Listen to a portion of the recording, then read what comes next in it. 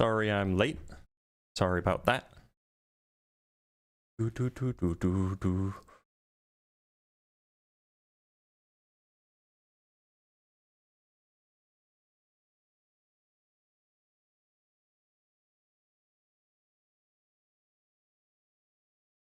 Alright, I just gotta finish setting some things up. Over there. I go over here.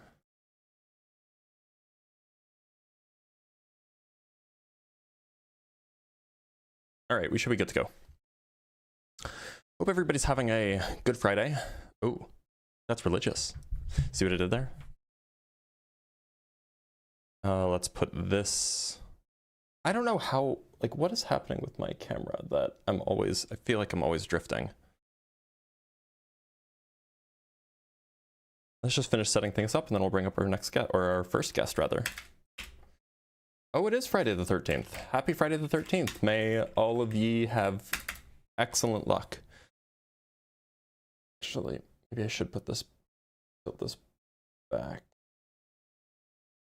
There, now I'm somewhere in the middle.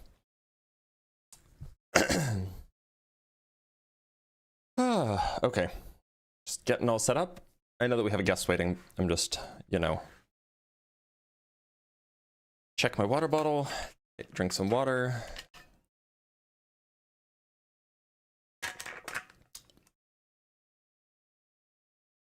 All right, let's get started.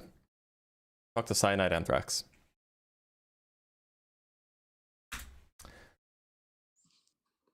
Cyanide Anthrax. Hello. How's it going?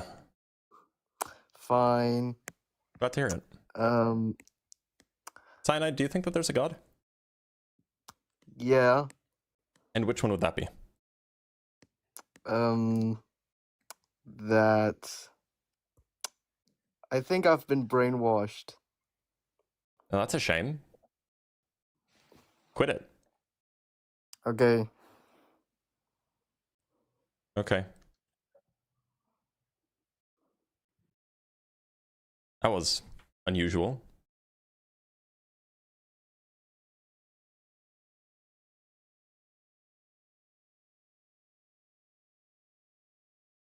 I mean, like, I don't know where he wanted me to go with that. It was a little, wasn't really much to say. Great start, though.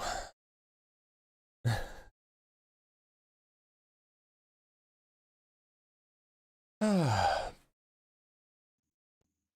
Politicator, how's it going? Yeah, very nice. How are you? Can you hear me? Yeah, a little bit of delay. I don't know why. It's a lot of delay. Oh, well, if you want to try leaving and then closing the Yeah. app and then reopening the app and then rejoining, you can. That should probably solve the delay. It's just weird when you see smart people spend their whole day on TikTok. I do this for 3 hours, 5 days a week. Is that my whole day? Actually, not even 5 days a week. I do this for 3 hours, 3 days a week, and then I do it for an hour and a half, 2 days a week. Is that my whole day?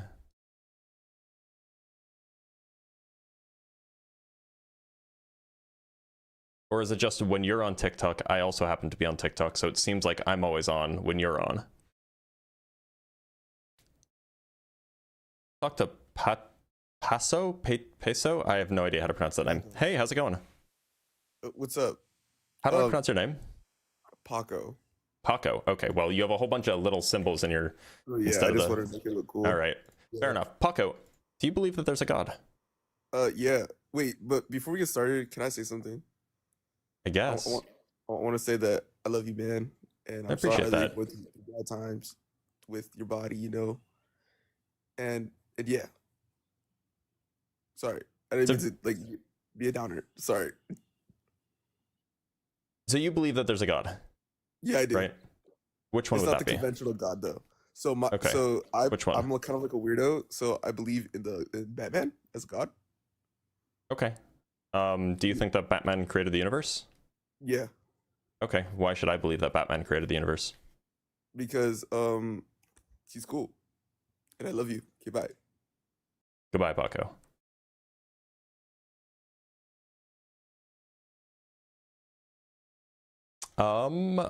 We have two super chats from Nekdu with the $2. So nice of you to stream on my birthday. Happy birthday, Nekdu. You were born on a 13th. Nekdu clarifies, sorry, on my birthday. I always forget a word when writing super chats. Well, happy birthday. Nekdu is a longtime supporter and a longtime helper out of the channel. So let's get a big happy birthday for Nekdu, everybody. There's like several hundred people in here. We should be able to get some going on, right? Big happy birthday wishes. In the meantime, let's bring up our next guest. Talk to Andre.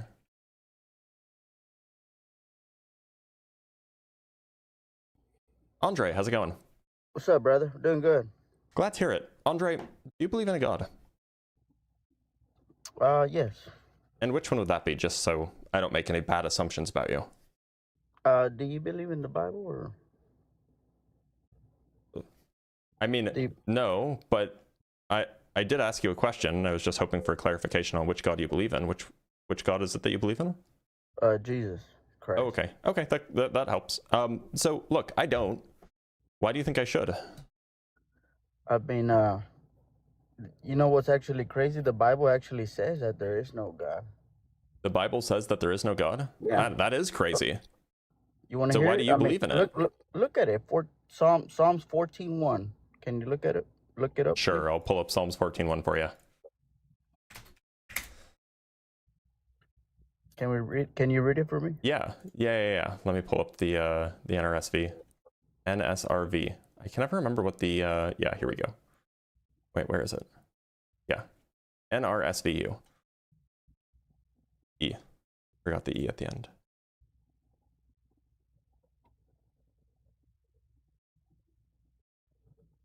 God, OBS is sometimes the worst. Let me select it. Okay, there we go. So here's the verse that you want. Fools say in their hearts, there is no God. They are corrupt and they do abominable deeds. There is no one who does good. So is it your view that this is saying that there is no God? Well, the way I'm trying to see is you can actually use the reference. There is no God. You know what I'm saying? But so in your view, there is no God, but you do believe in God.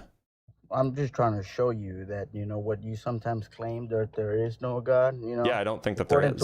According to what I believe, only a fool will say there is no God. Yep. So what I'm trying to say, I don't believe that the thing that you believe in is true, so why would I care what the thing that you believe in says? I don't believe that non-life came from non-life. Are you sure? You Wait, can't hold prove on. life came from... I'm a little puzzled here, right? So, like, when you say non-life came from non-life, don't crystals grow all the time in caves, and, you know, they grow from non-living things, and crystals themselves aren't living? Isn't that an example of non-life coming from non-life? But as far as animals, human life... Animals aren't non-life. Animals are non-life. No, animals are life. Are life, right. Yeah. So what is it that you don't believe? You said crystals. I mean, where are you coming up with crystals? Well, you said you don't believe that non-life doesn't come... You don't believe that non-life comes from non-life. So... Yeah. Crystals are non-life, and water droplets that form crystals are also non-life, and that's an example of non-life coming from non-life. How would you explain to the whole world how were all created at once? Just mysteriously... Well, I don't think that we were all created at once. I think that, you know, you and I don't know how old you are. I was created like 32 years ago. Right. I imagine that you were created around the same time, maybe plus or minus 10 years. Right. And so, like, that's not at the same time as our parents were created. Our parents were created like a few decades before that, right? So I don't think that we all are created at the same time all at once. So if you would start it, or how would you start it? How would I start what? If you were an atheist, and how would you start life? With non-life and humans, animals, how would you actually start? How would I start it? Yes. Like, you mean if I have a time machine? Or yeah, let's pretend you get a solid empty earth. How would you start life on it? Well, I'm not a chemist, so I probably wouldn't know how. Okay. I mean, How would how you would start life life? start exactly? How would That's you what I'm start trying to life if get. you had a time machine? There is a God. How does that answer my Well, question? How would you start life if there's a time machine? no, you came up with the time machine. I didn't. Well, you asked me how would I would start No, life no, on I'm an just empty saying, Earth. I like, imagine a time machine is involved. because I'm pretty sure you believe on the Big Bang Theory, you know what I'm saying? And that's the reason why it's called a Big Bang Theory, correct? I have no idea what that question means. So you I can't believe prove in the that. Big Bang Theory. That's why it's called the Big Bang Theory. What does that mean? Me believing in something doesn't have anything to do with what it's named. Oh, he left. That's a shame too, because that was like excellent content. In fact, it's probably still going on YouTube, even though it was only 5 minutes, because that was brilliant. All right, let's talk to the Politicator again. He's back.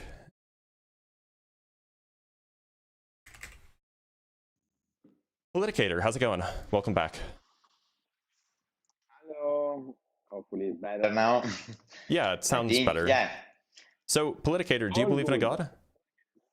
So, I believe in what I know. So I give you my definition of God if you want, but I do not believe in God just because the definition of God after years of, defining myself as an atheist as well. Well, if we want to talk about God, we need to, exactly pose your question. What are you talking about? So if we want to talk about God, for me is the whole, everything ever created that will be created, in a word, us as well, me and you. So look, Politicator. that's it. So I agree that everything that exists. And so if all you mean by God is all of the things that exist and everything that will exist, then I agree that thing. I agree that everything exists. But like, that's just a semantic discussion. Then it's not really a substantive disagreement. Yeah, no, well, okay, the disagreement is that I don't want to call myself and be identified as an atheist, and not Your microphones got really quiet. Hello? Oh, so much better. Now? Yeah, it's much better. The thing is that I don't want to be identified as an atheist nor as a believer. Okay, well, I mean, look, that's what I am. So look, I'm fine identifying you however you want, but you and I don't seem to have a substantive disagreement. It seems like we agree on the things that exist, and we agree on the things that don't exist. So there's really not much more to talk about.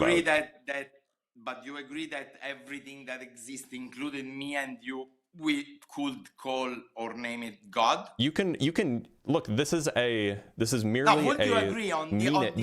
a definition. This is merely a definitional disagreement. I wouldn't use the word God to describe that because I think God means something else. If you want to use God to describe that, fine. But it's just we're not disagreeing on the substance. We're just disagreeing on definitions. Yeah, but I think like you can call it whatever you want. You can call this water bottle God if you want. That's just a semantic disagreement, not a substantive one. Yes. So again, if you want a disagreement, I would prefer to talk with someone who has a substantive disagreement with me. So I'm gonna let you go. But thank you for being here. Oh shoot! You know what I realized I don't have? I don't have the. Okay, y'all, don't mind me. I'm just gonna grab something real quick. I just gotta grab. The topic isn't changing, I promise. I just gotta grab the copy. Just gotta grab something. Oh. Sorry, don't mind me. Don't mind me. I just gotta grab a link. Okay, there we go. There we go.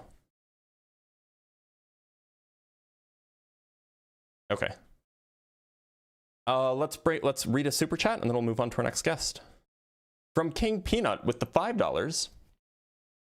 Theist. You can only be right about atheism if you know everything and can prove everything. Insane double standard they have. I know, right? It's annoying. It's funny though. And from The Last Judge, with the £10. Thank you so much, the last judge. Hello, Blitz. Keep up the good work. Once again, I bring the fun word of the day, sonder, noun. I actually know this one. The profound realization that every other human has a life as complex as your own. Yeah, it is kind of disturbing when it happens to you, but in a kind of good way, right? I believe I spoke to How and Why 2 days ago. He's a flat earther, but we can talk to him about God. That might be interesting.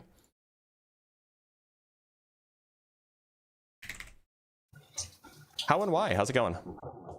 Hey, good afternoon. How are you doing? I'm doing okay. How and Why? Do you believe in God? Well, I pretty much am more or less on your lines on that. I'm not a big religion follower, but I do believe there is a higher intelligence. I believe that.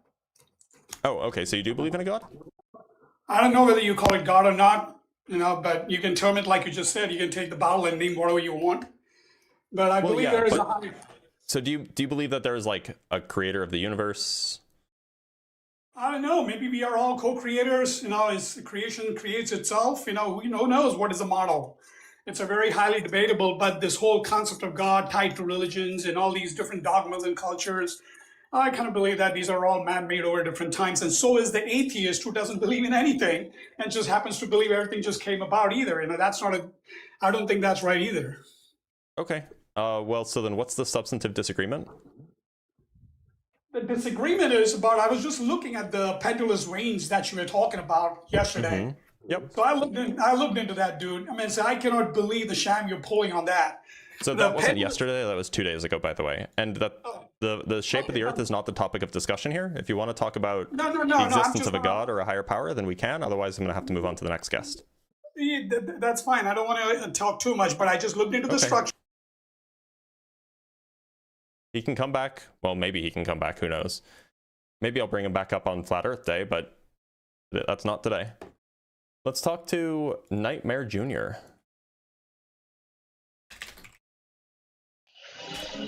Nightmare Jr., how's it going? Hi. I'm just trying to get some clarification. What is your definition of God that you're trying to argue against? I mean, it's a fairly broad definition that's common in the West. Something like a being that created the universe, or perhaps grounds the universe, or is the foundation for all of reality. Something like that. Gotcha. It should also have a mind, by the way. That's usually the part of the definition. Go ahead. Gotcha. So, have you? I've been following you for a long time, but not in every live chat. So I don't know if you guys went down the the time continuum argument of what came before the Big Bang, before that. You're cutting out a bit, by the way. Oh, sorry. Have you now. argued the time continuum? Oh, it's cutting out again. Where you go what came before Earth? Oh dear. Let me see. Is that better? It's fine now, but it seems to me going in and out occasionally. Are you driving? I am. Well, let me pull over. Go ahead and pull over. It'll probably stabilize your connection, and then you won't be off of you won't be breaking TOS.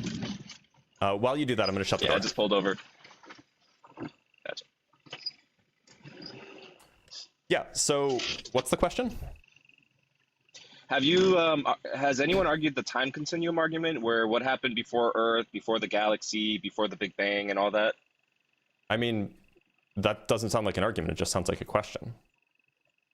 Well, because the idea stems from what started everything, and I'm sure that posed a question. Because are you a believer that the Big Bang? So, right. So existence came out of nothing? I'm of the view that there was never nothing. Well, can you elaborate on that, please? Yeah. There was never a moment in time, nor a state of affairs absent time, where there was nothing. Gotcha. And this kind of ties in. I know I'm going to go off on a tangent, but what about the spooky theory, where as you observe things, state of it changes, right? What does this have to do with the existence of a creator?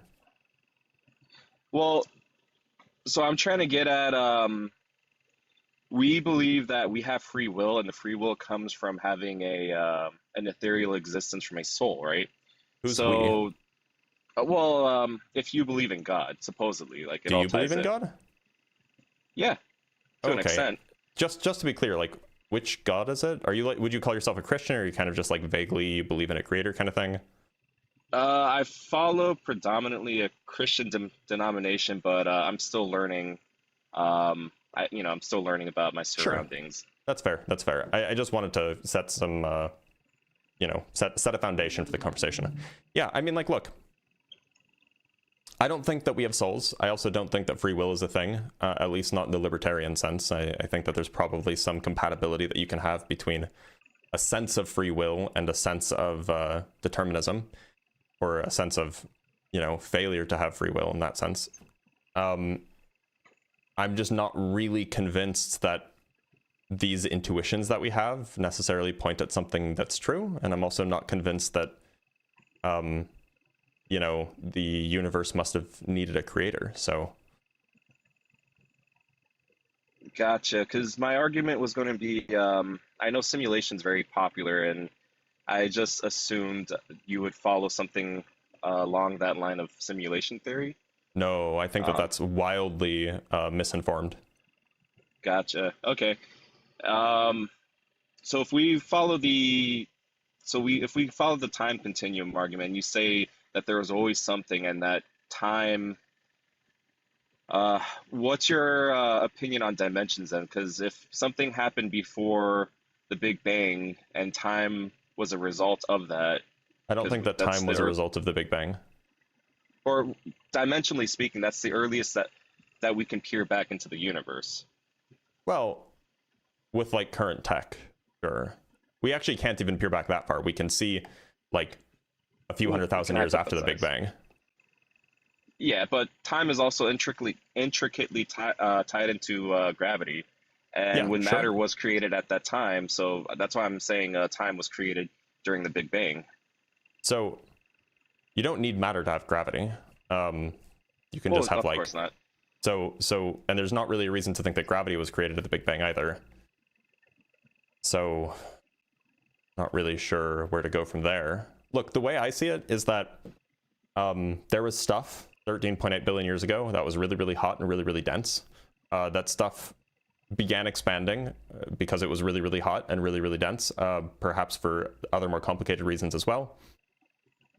Before that, the universe may have been in a variety of different states. We don't really know what kinds of states the universe could have been in before that. There's this idea called inflation, which is pretty popular. It's perhaps not the majority view, but it is a mainstream view. It's probably the plurality view, that there was a period of time called inflation beforehand, where the universe was essentially very cold and very empty, but it was expanding very, very rapidly.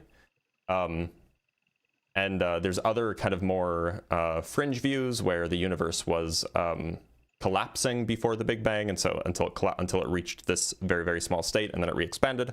There's a bunch of different ideas as to what was going on. I'm not really convinced of any one of them in particular, but I'm not sure why any of this means that there should be a creator.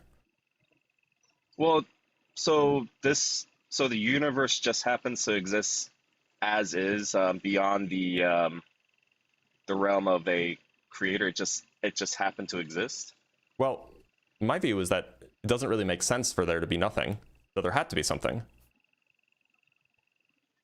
Well, the common thing that they tell us during the Big Bang is that with the antimatter and matter went out by a small margin. It did, yeah. At least that's the idea. Yeah. So if it went towards the antimatter out, like, would there just be more nothing in that sense? No, if there was more antimatter, then we would be made of antimatter, and we would call antimatter matter, and call matter antimatter.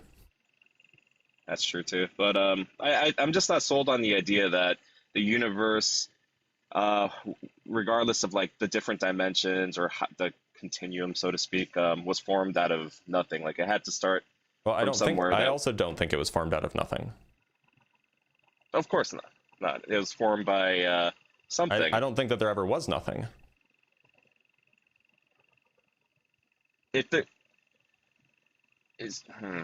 Am I thinking too linear in terms of this? Because if there was always something, Mm-hmm. and if we keep so if we think in terms of a linear timeline, if there was always something, even Yeah. if it was a, let's say like we take time out of the equation, there's a different dimension. I don't think there's a possibility that it could have just existed continuously. Why not?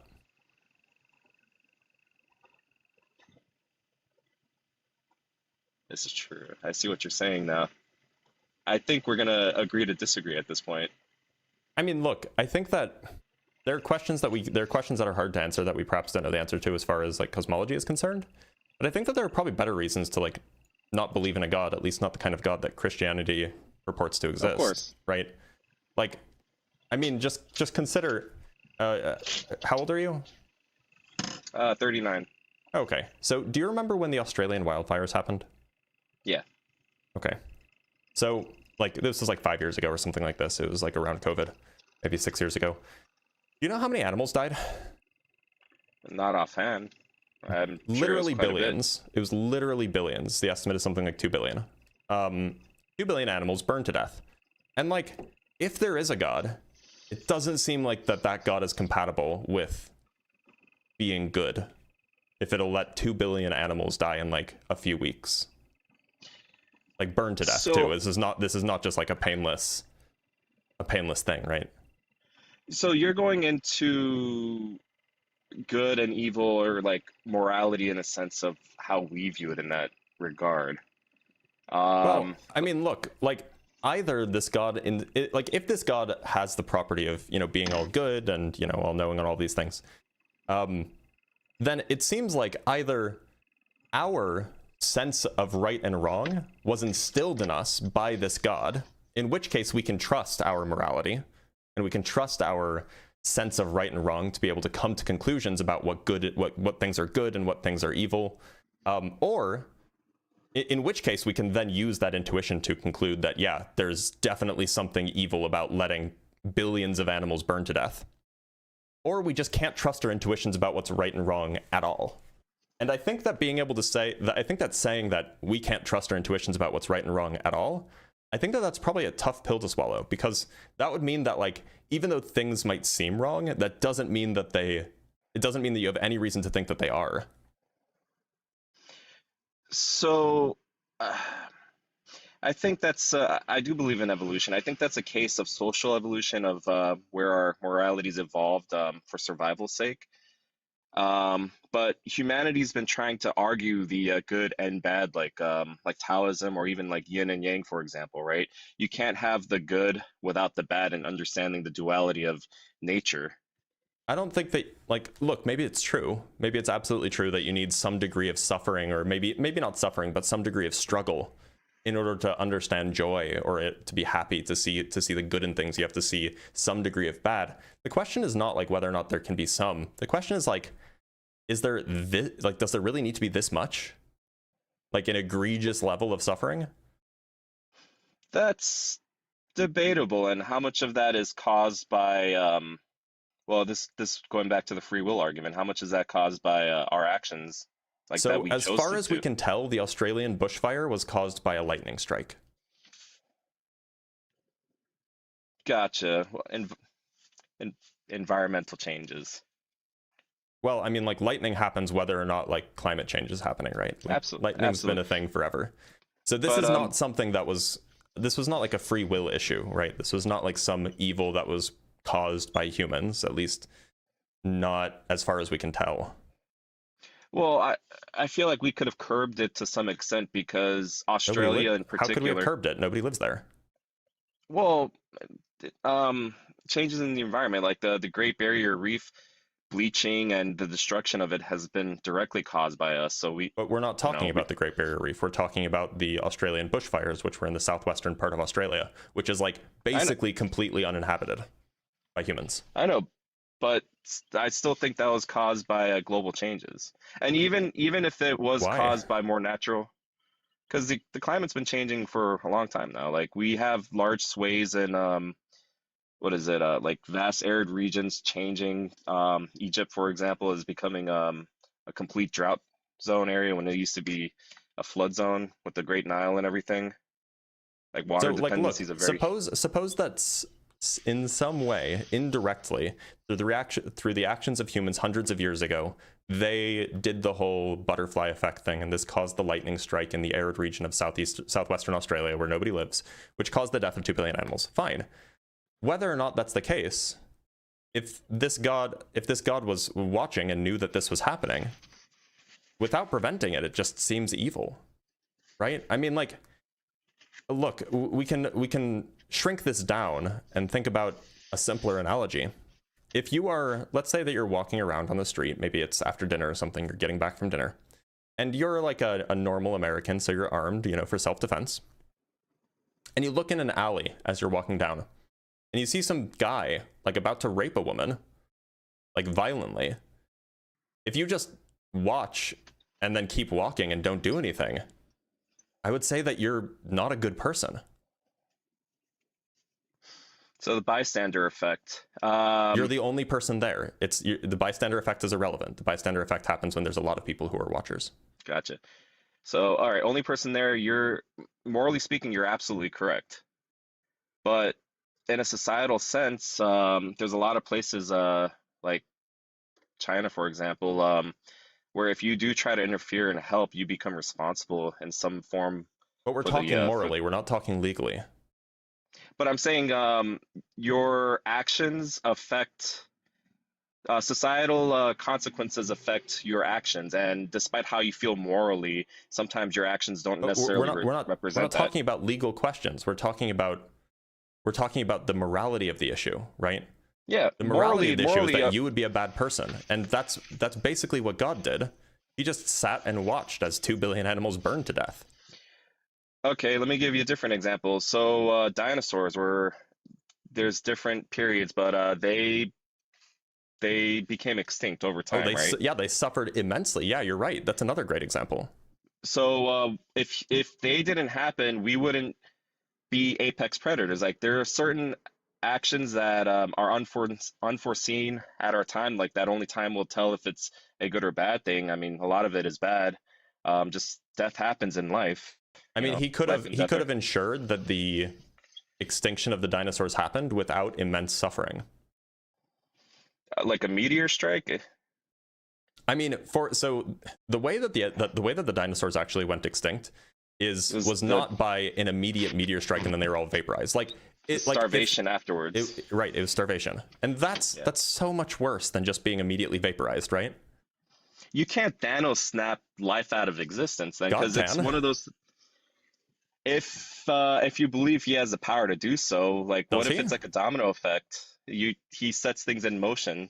Does he not have the power to do so?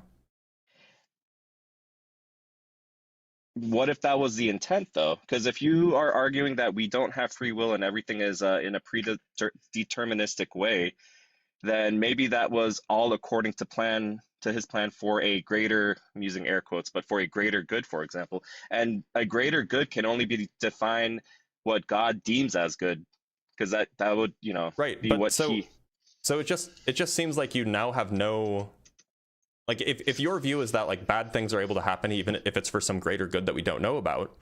I don't know if you know what this is called. This is called skeptical theism.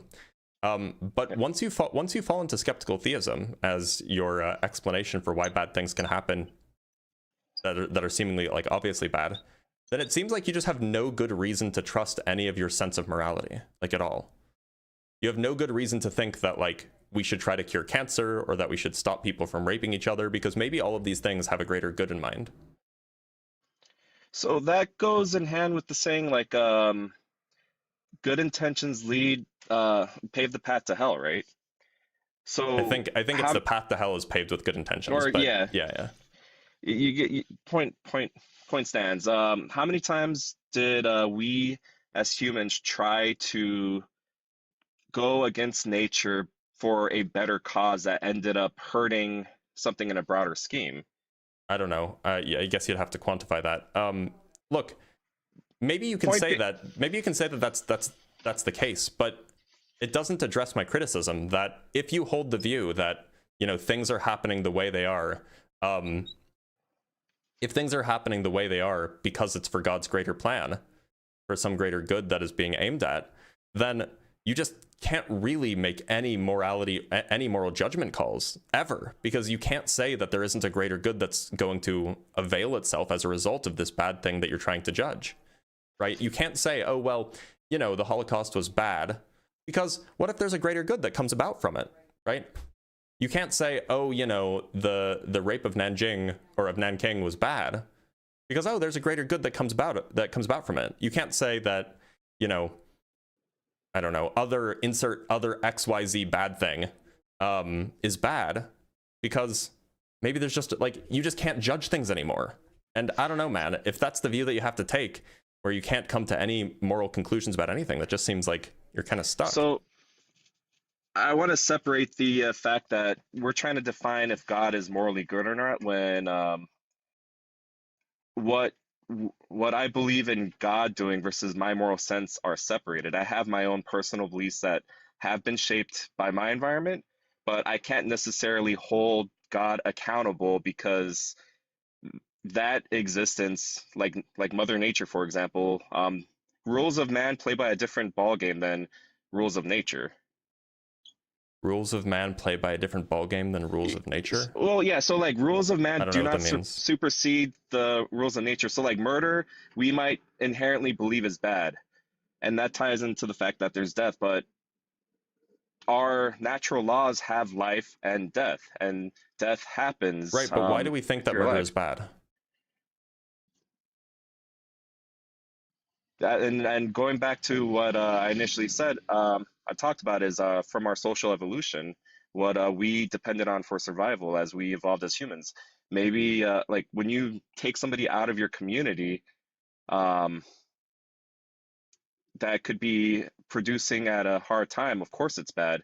It takes someone out permanently. There's emotions involved, right? That's all physical traits, physical responses. Some people are for the death penalty for egregious crimes, for example, and they morally justify that. But these are all still rules that we made as man. So is it your view that, like, our moral intuitions, the things that we think of as bad and the things that we think of as good, don't actually point to any goodness, or aren't necessarily in agreement with goodness or badness properties that God has?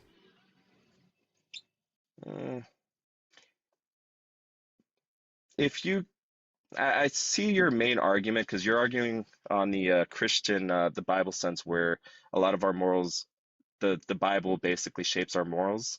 Well, no, I'm not trying to say that. Like, look, I'm not trying to, like, straw man your view. Like, maybe you don't believe that. I'm just saying, look, it sounds like you believe that our morals come from the evolutionary process, which I basically agree with, by the way, that that's where our morals come from. Yeah. But my question is you believe that there's a God that exists, and you believe that that God has this property of being good, right? Inherently. Yeah, good. yeah, it's like perfectly good, the most good possible. This God is that, right? So the question is that sense of good that God is that aligned with what we think of as good? Or are they just kind of completely unrelated notions of good? They're completely unrelated. Okay, so what does good mean in the sense, in the godly sense? In a godly sense, good means working, because I'm trying to define God, but good means what God deems necessary for his actions. Like if he wills it, then we're doing the will. So you would be bad. So like so going back to the Bible, when we chose to disobey God, right? Like don't eat from the tree of knowledge. That was inherently bad. So that would be considered bad because that was against his will in a fundamental sense. So in your view, if God commanded that, I don't know, that let's say that, you know how Jesus was like 29 or something when he figured out that he was, you know, a prophet or like the son of God? He was just like a regular carpenter before that. So like you're 39, right? Maybe you figure out tomorrow that you're actually like the next prophet. You are God reincarnated. You are the second coming, if you will. And God commands you, and you know that it's God, by the way. This is not just you having a delusion. This is actually God. You know that God commands you to, you know, go to your next door neighbor and, you know, grab their infant children and grind them up into baby paste and then make a baby burger out of them, right? God commands you to do this. Now, obviously, you and I would say that that's horrible, right? Like that'd be a horrible thing to do. But would this be a good thing for God to command you because it's, you know, in line with God's will? So that argument still deviates from the point, because from the Christian theology, Jesus was Father, Son, and Holy Spirit. Mm-hmm. He you know, he was somehow born without, you know, at non-earthly means. We have that unfortunate action happen in history. Recently, it's come into light, like worshippers of Baal. They sacrifice their children to this inanimate god. So there are instances of that where people are where people, not God, imaginary God, telling them to do that. So I still think that's a separate, complete issue. If hypothetically speaking, I knew I was the second coming of Messiah, then nobody would be telling me otherwise. Maybe you're the next prophet, let's say. You know, like there were different prophets like Samuel and Isaiah and Ezekiel, and so God decided that we need another prophet before the second coming. And so God instructs you, the next prophet, God instructs you that this is his will, and he needs you to carry out this task. So the Bible kind of clearly defines that too, but there were certain like miracles back then that were performed to prove that point, though. Let's say that he enables you with the ability to perform miracles. You know, you can smite people, and then he commands you to go smite your neighbor's baby and turn them into burgers. So if I can create magic out of thin air for some unexplainable reason. Well, no, it's very explainable. God has told you that he has chosen you to be his next prophet. And if I'm doing that, then wouldn't that be an argument for God? Yeah, my question is whether or not this God would be good. According to my own personal morals, it wouldn't, but we've separated the fact that my morals do not justify or even can quantify God's morals, because look, I agree. But you would say that it is good for God to order you to do that, or for God to command you to do that, because the God version of good is just whatever God needs to enact his plan. What if he told me to go back in time? You cut out. You there? Maybe he went back in time, y'all. Did he actually time travel?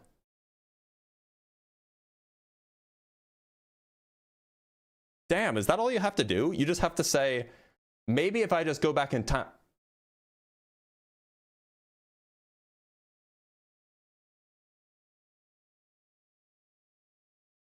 That's crazy. Maybe the dude just went back in time. That was incredible. Maybe he's going to Stephen Hawking's time traveler's party. Wonderful. That was wonderful. Bravo. All right, we have some super chats to read, and then we'll bring up our next guest. From C-Bar with the $5. Did you really go to high school with Timothy Chalamet? I did not. No, I did not. From Christopher Sanford with the £5. For someone who believes in an eternal being, this caller is really struggling to contend with the concept that something could have always existed. Well, yeah, but people generally take like metaphysical eternal beings to be more possible for some reason than like physical eternal beings. By the way, just to clarify, the argument that I was making was it was basically an intuition pump, namely that there's something very weird about our morality not having anything to do with God's morality. Because if God is supposed to be all good, but God's morality is just whatever is necessary for God to achieve his ends, then it seems like God can order things that would seem most heinous to us, and we must still consider them good. That's just very, very unintuitive. From The Last Judge with the £5. Hi again, Blitz. As you knew, Sonder, perhaps you won't know Agatha Ecological, composed of both good and evil. Another fun word is valetudinarian. I don't know either of those words. Thank you for introducing them to me.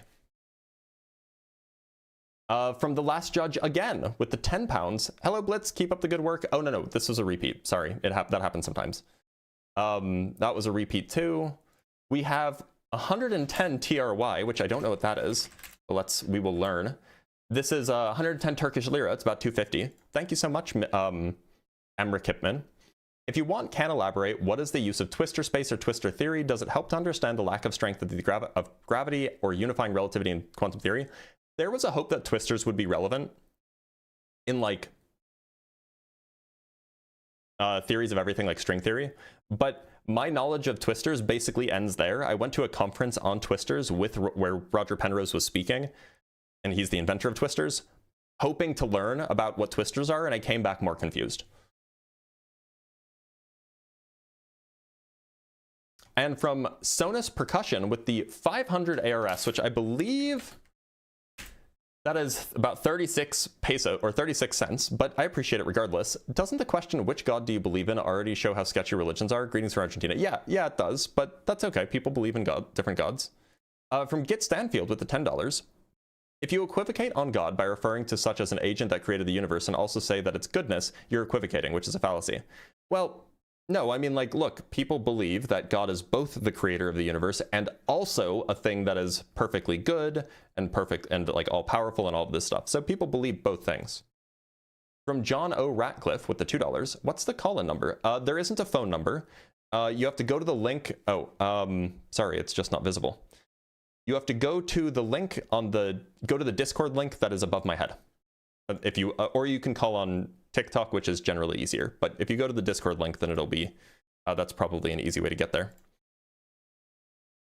We have some guests on Discord that I should bring in. Let's talk to Jinja Ninja. Jinja Ninja, how's it going? Wonderful. How are you?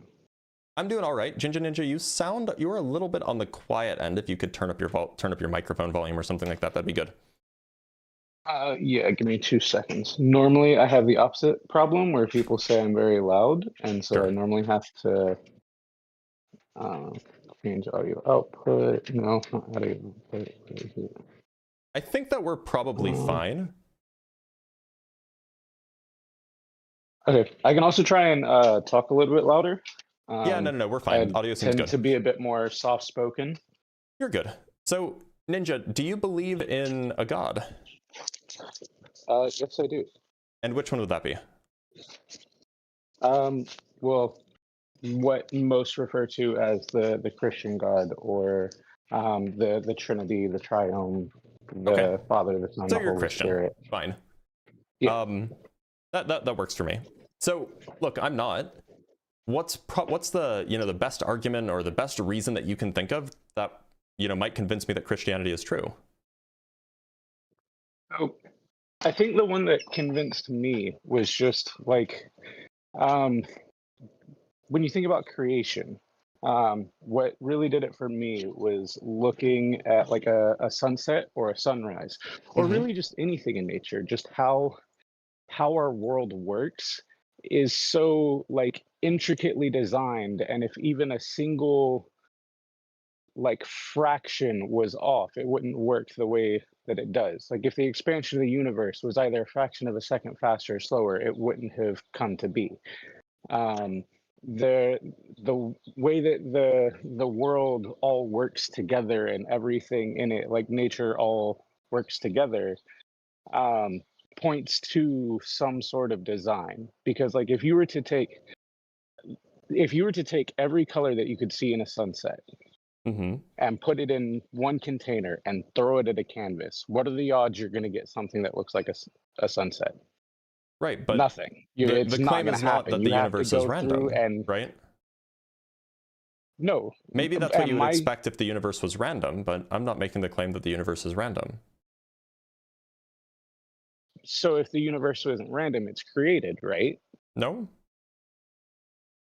It's not like the only two options are random or created, right?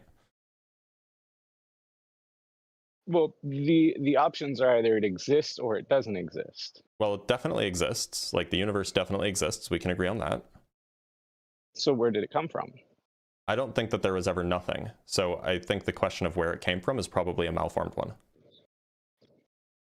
Okay, so when did life as we know it start then? 4 billion years ago ish. Okay, but then how did we get to, because 13 billion years ago there weren't humans, Right. right? So when did Yeah. we come in and how did we come in? I mean, humans showed up on the scene, depending on, like, modern Homo sapien came on the scene like 300,000-ish years ago. The Homo genus, which is, you know, generally what we would call humans, I think Homo evolved like 2 million years ago or something like this. So, look, my view is But that evolved from humans what? evolved through, humans evolved from non-human ancestors. This is a biological process that is expected if you have a large quantity, or if you have a finite amount of resources and organisms that consume resources and are able to reproduce. So it just seems like that we don't really need a designer in order to account for the diversity of life that we see on Earth, for example. How does it not point to a creator? Well, evolution is very much the kind of process that you can program into a computer. And I know that you say, oh, but you have to program it. Like if you just program in the conditions required for evolution, then evolution will happen whether you want it to or not, right? If you program in some sort of, you know, environment that has finite resources, and then organisms that reproduce, and organisms that consume resources, and organisms that have the ability to change, evolution will happen whether you want it to or not. So evolution, as like once you've set the stage for this kind of life to exist, evolution will happen, and there's no design necessary for it to happen.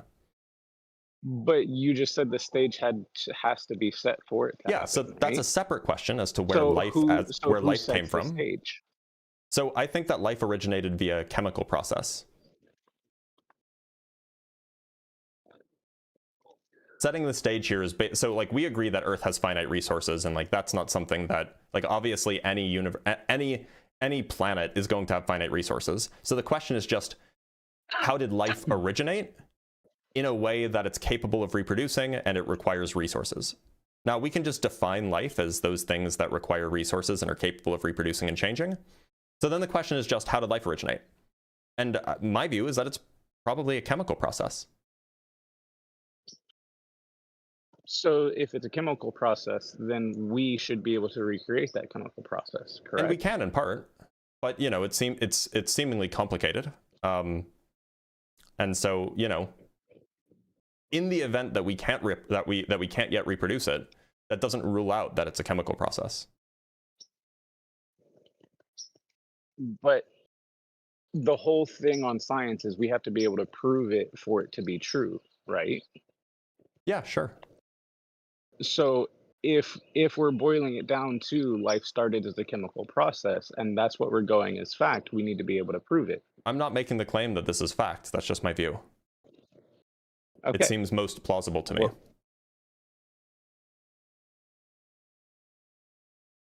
okay, what makes it seem more plausible than some being intentionally creating it?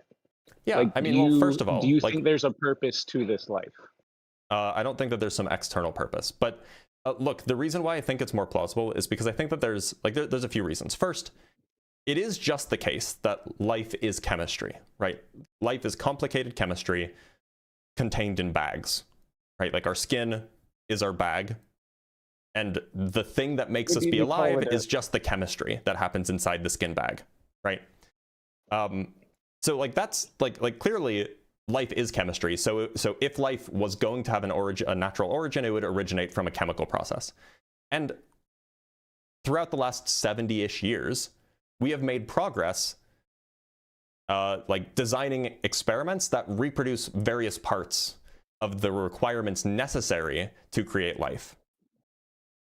So for example, there was a really famous experiment in the 50s done by Urey and Miller, where they basically showed that if you just, you know, take the conditions of the early Earth, like, you know, hot and wet and lots of chemicals being around and lightning and stuff, you can produce amino acids. And I think nucleotides, can be produced just via these natural chemical processes. And a later reproduction of their experiment showed that not only can you produce that, you can also produce things that look an awful lot like cell membranes. And so like these kinds of experiments, and there's a bunch of other experiments with it, these kinds of experiments are the kinds of things I would expect to be possible if it's the case that life arose via chemistry. So it just seems plausible to me.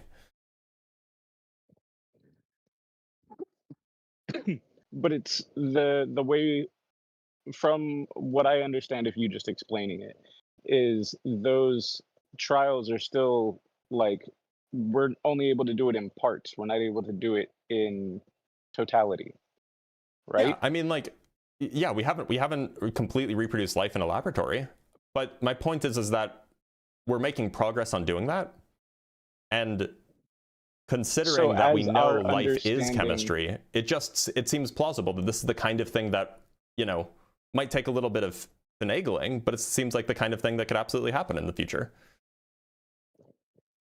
So you think in the future we could realistically get to a point where we can create life? Yeah, I would think so. Okay, so then life is created. Well, we would be able to reproduce the conditions in a, you know, in the early Earth that would have given rise to life, and then we can just let it go and it will give rise to life. I don't think that life was created on Earth by like a creator. I think that there were the conditions required on Earth for life to arise naturally, and we can reproduce those conditions and show that life arises naturally. But it is only under those specific conditions that we are creating that we can reproduce it. Well, so it would yeah, infer, if the conditions weren't there, then the conditions wouldn't be there. Hold on, let me, exactly. So if the conditions weren't there, how did they get there? Just random chance? Sorry, I'm just answering a text from my wife. Look, I mean, there are different planets, and those different planets have different conditions on them. Our planet happens to be in the right place, at the right temperature, with the right materials on it, that it had the right conditions for life to arise. Other planets don't, so there's no life on those planets. And you think that was just random chance? I think it was kind of inevitable, considering the size of the universe. But the universe didn't start out at the size that it is. No, but by the time, you know, by the time 8 billion years had rolled around, which is around when, you know, the Earth formed, 8 billion years after the Big Bang, the universe was very, very big, and there were very, very many planets. Enough that, you know, just you know, as you say, by random chance, at least one of them would have the right conditions. But the odds of that happening are so astronomical that we can't even fathom. Why do you think so? Because it hasn't happened in, look at how many times that planets have been formed. Mm-hmm. And for out of all of the trillions, more than that, because there's an infinite number of planets out there, and out of all of them, only one of them. Well, if the universe is constantly expanding, like science says it is, I mean, the universe can be finite and also be expanding. But look, how many places do you think that we've honestly and, you know, thoroughly checked for life? How many planets do you think that we've checked? We haven't even fully checked our own planet, considering most of the ocean is still unexplored. We do know that our planet has life, right? Yes, but so, I mean, so we've checked our planet. I wasn't talking life. specifically about checking our planet for life. It was more so the large scope of how little we actually dive into things. Right, but that's not really relevant for the part of the conversation. What I was getting at is that it might be the case that there are, you know, a quadrillion planets within the observable universe or something like this. We've only checked like 3. So to say that we're the only ones seems very, very far-fetched. But if we can see all those if we can see all of these planets, we can't. We've only seen like 5,000 planets total, and these are not. We're not like seeing them like we see Mars. We're seeing them like we see like a single pixel, and it's really hard to check from a single pixel whether or not there's life on that pixel.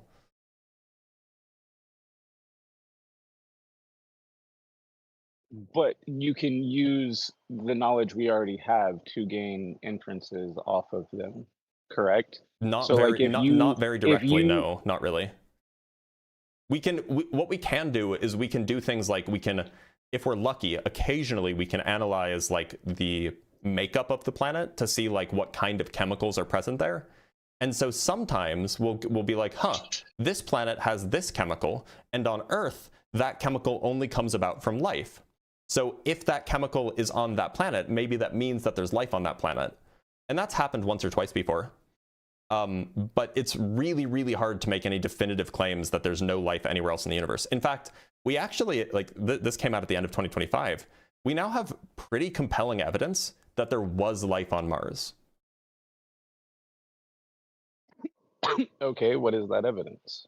It was basically tiny fossilized bubbles that have chemicals in them that, as far as we can tell, form from bacteria. There was like a big press conference about this, I think in like November or December of last year. I must have missed it. I was. You should look into it. It's pretty neat. I was in the middle of getting back to the States from being in the UK for a year.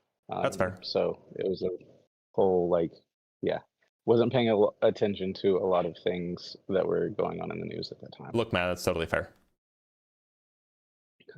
Where were we in the argument? So, that life isn't anywhere else in the universe. And I right? just think that's super far-fetched to say that we're the only life in the universe.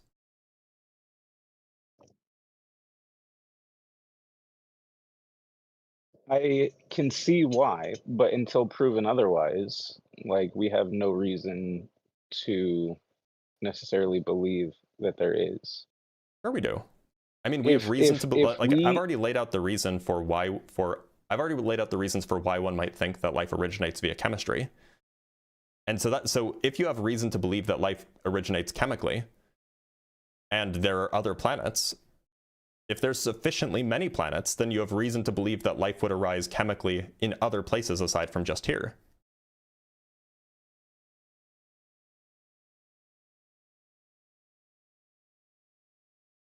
Okay.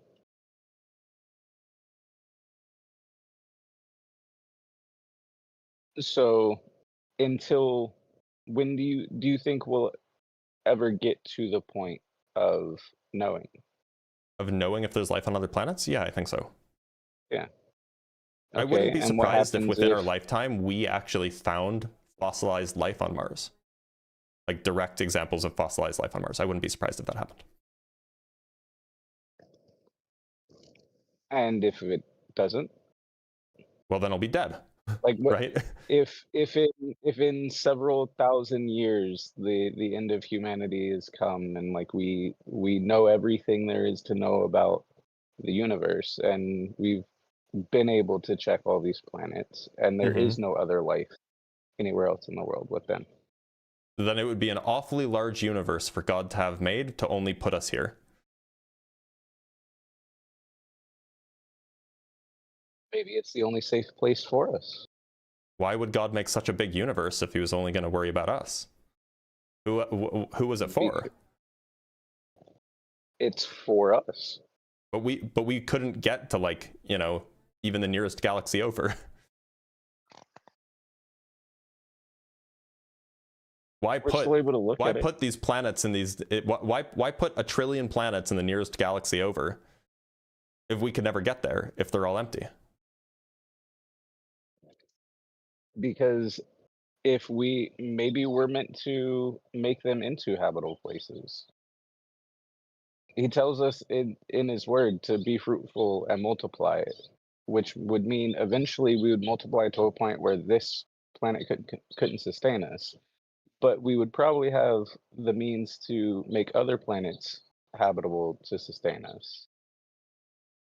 So, look, if it's the case that our universe is empty, I think that like the whole universe is empty, not just like our local neighborhood, that definitely raises some questions. I don't think that it implies the existence of God, but what if, on the other hand, we find life in a few thousand years? What does that say? And what if they believe in a God and they're like, yeah, the all of this was created? Sure, I would say the same thing to them as I'm saying to you. Someone. though. I think it just, we're all trying to understand life and what it means, and we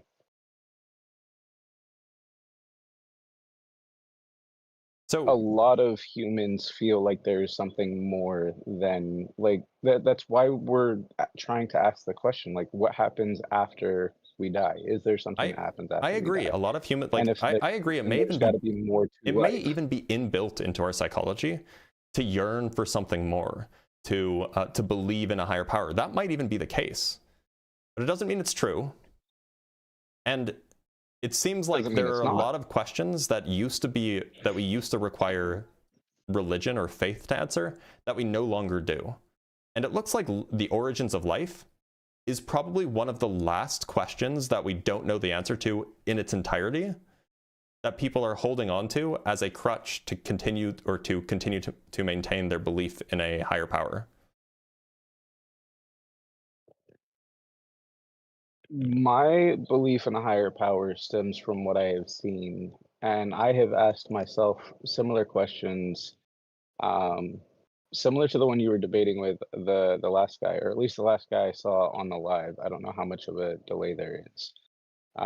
But you were talking about the fires in Australia killing a bunch of people. And I've struggled with that question myself of like, if there is a God, why would he allow such terrible things? And we do have the choice, like free will is a thing. So, That and I'm doesn't not saying that really a answer my. natural, I'm It doesn't not really saying that a natural occurring, go ahead. look. What I said was merely that the reason why you brought up the origins of life is because this is probably like the last remaining vestige of the God of the Gaps. 2,500 years ago, people didn't know how lightning worked. The ancient Greeks didn't know how lightning works. So they're like, well, it must be thrown from the heavens by Zeus. And then we figured out how lightning works. So now we don't need Zeus anymore. It seems like the only reason why you brought up the origins of life is because that's the last remaining thing that we don't know the answer for. And so somehow you can fit your God into that gap. But it just doesn't seem like it's the case that fitting a God into that gap is any better of an explanation than just saying, I don't know, maybe chemistry. And beyond that, it seems like there are a lot of questions that we can have, but just because we don't have the answers, like, why is there something rather than nothing? Or, why is the universe this way instead of that way? It seems like having questions doesn't mean that you should assume the answer is God. In the questions that I say the answer is God, I'm not assuming that the answer is God because I don't know. It's I've seen him answer time and time again, and so I'm pointing to what I know in my Can you heart. elaborate on that? What do you mean by you've seen him answer? So, like, I've literally prayed for certain things, and seen them come to be. What kind of Like, things, if you seen don't mind me them asking? So, actually, a little over a year ago, while I was in the UK, my dog ran off from the person who was watching him and was missing for 3 days. He ended up getting found, and on day, which is not like him. Sure. He has wandered off a couple of times before, but he's normally back within a couple hours. Sure. So for him to be gone for multiple days was very worrying, and I was immediately thinking the worst. Yep. Makes sense. But I had already started forming a relationship with God at this point, and was like, Lord, if the 9 years that I had with him was all I had, thank you, because it was fantastic. It was he is the best gift I've ever had. He was a birthday present from my mom. But anyway, and so I just like handed it over to him. I was like, Lord, I don't know what your plan is for this, but like it's yours. And 2 days after that, he was found by a lady, and he had been hit by a car. She took him to the vet. He had no broken bones, no internal bleeding. But like the entire left front leg was basically stripped to the bone. That's The rough. first vet recommended amputation. The second vet recommended So- amputation because it was cheaper, but said there Ninja, sorry was to a cut you way off, but I think I get the point, right? Your dog was returned to you and things were okay, right? And he is completely healed. He didn't lose his leg. And the lady that found him, out of the kindness of her own heart, volunteered to cover the $15,000 of vet It's bills. very kind. Look, so Ninja, I'm glad that that worked out for you. And What about all of the people that like wish, or that not wish, that like pray their hearts out for their cancer to go away? I've seen it go away. I've seen it Yeah, go but away like in my own mother. So for most of the people, their cancer goes away because of modern medicine. But like for the people who have it like really bad, like stage 4, and like it's, you know, modern medicine can't do anything, most of them just end up dying.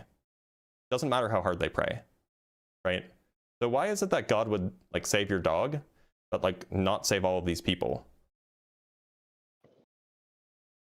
Because maybe it was time for those people to go home and spend eternity with him. And maybe Like, the woman death just is a wanted to, part of maybe the woman life. was just being kind and there was no divine intervention at all.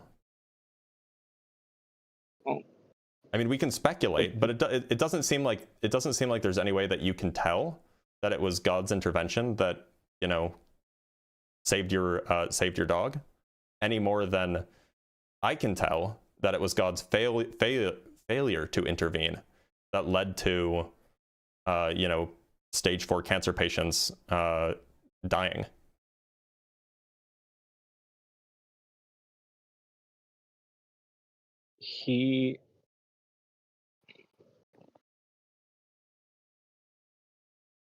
I can see your point, but there is a reason for everything. Well, that's the Like belief anyway. But like, I've also been through some very difficult times that were some horrendous circumstances that have now been turned into something that I can use for good. wait a because minute. I can help others through If that everything situation. happens for a reason, then it seems like prayer does nothing. No. So, Prayer is making sure that you are aligning yourself with his will. so if God has his will and Prayer you pray is for just something that is having a conversation with him. right. So if God has his will and his will doesn't change, right? Yeah. Okay. So if you pray for something that is Actually, not no. in line, His will has changed before, and you even in the Bible, there are times that people have prayed and it has changed his heart. There was a moment where he was about to destroy an entire city, and a prophet was like, wait, no, if I go in there and I find 5,000 people that are willing to repent, will you spare it? And he says, yeah. And basically, he whittles it all the way down to, if there was one person in there, would you spare it? And God goes, yeah. And so he goes in there and finds that one person, and so God spares the city. So it's not that his will doesn't change. It's that his will is always good. you're talking about Sodom and perfect Gomorrah, right? Pleasing. You're talking about Sodom and Gomorrah? Because that's not the No. Sodom story. The Sodom story is, you know, it's Lot. Lot keeps asking, if I find even one person, you know, who's good, I think it was Lot, will you spare it? And then God says, yes, I will spare it. And then Lot doesn't find any good people. And so then he smites the city. Maybe that was Gomorrah. So like this is not an example of him changing his mind. But by the way, are you familiar with Numbers 23:19? Not off the top of my head, but I will look it up real quick. So I can read it for you if you want. Numbers 23:19 is states, God is not a human being that he should lie, or a mortal that he should change his mind. Has he promised and will he not do it? Has he spoken and will he not fulfill it? So this verse is just saying God does not change his mind.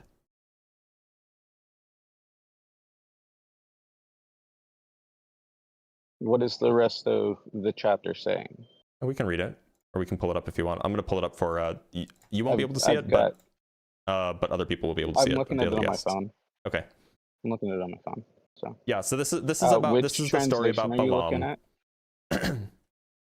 This is so Balak and Balaam are talking to each other, and this is you know, one of them is the prophet, I guess. So Balak is the prophet. No, sorry, Balaam is the prophet. Balak is the king who told his prophet to go curse the Israelites or something like this, if I'm remembering the story correctly. And then Balaam says all of these things about God because he was inspired to say so.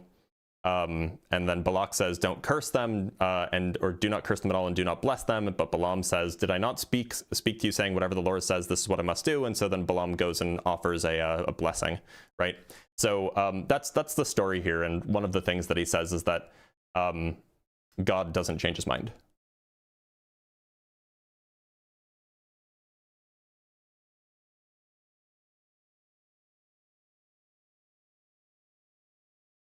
You there? Yeah, I'm just reading through that section. Okay.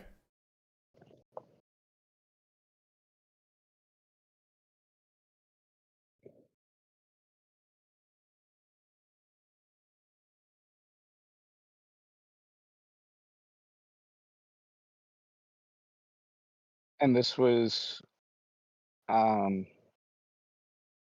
because I brought up that through prayer you can change his mind Yeah. or change his will. Yeah.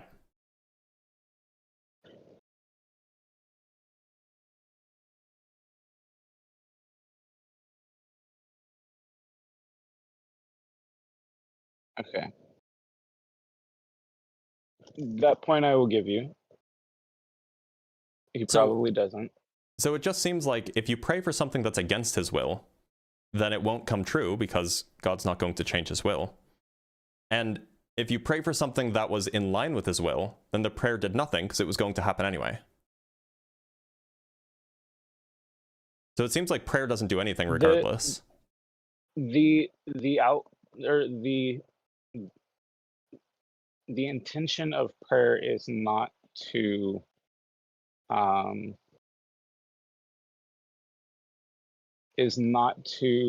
get what you want, because what we want as humans is often flawed. So then But I don't know the what. intention of prayer should be to align your heart with his will. So how do you? So look, we started talking about this because you said that, you know, God had, not. I think you used the word spoken to you or talked to you or told you, that this is that, you know, all of this that he's real and that all of this is designed. I guess what I'm wondering is, like, how do you rule out that these are things that just happened and they were going to happen anyway, whether or not you believe, whether or not there is a God? Because things like that don't just happen by chance. Why not? Not repeatedly, and not after having surrendered my life and given my life to Christ. How Things often like do you this think a once in a start billion thing happening- happens on Earth? Every day? Or how many times a day do you think a once in a billion thing happens?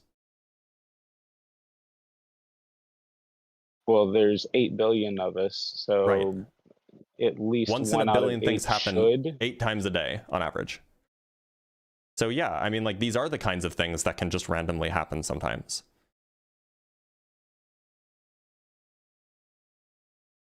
Rare things happen when you have a big enough world.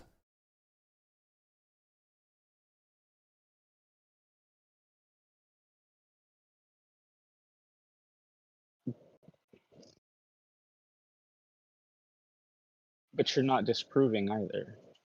Look, the claim was not that this was definitely not God. You made the claim that you know that God is real because you have this relationship with him. And I'm just asking, look, it seems like it's kind of hard to establish that this was actually, like, a relationship that you established with God, or if this was just a thing that happened because it happened. And sometimes things happen that are unexpected. If it was just a one-time thing, I might give it to random chance. But for it to happen continuously, time after time, like, is not normal. I am not that lucky. Well, maybe you are. And I mean, maybe this is evidence that you are. I mean, look, it seems like that the same view that you're holding also would demand that it is the lack of relationship, perhaps, or like the disdain by God of a person, if a person has a whole bunch of bad things happen to them in a row. And So, surely you don't want to say that, God right? doesn't have a disdain. God doesn't have a disdain for anyone, but He So will let anyone make their own choices. So And when good trust and things believe, happen, there were it's times in when my good life- things happen, it's God's fault, or God gets the credit. When bad things happen, it's the person's fault. It seems like No. it seems like you're kind of talking out both sides of your mouth here. No. Well, that's not what I was trying to say.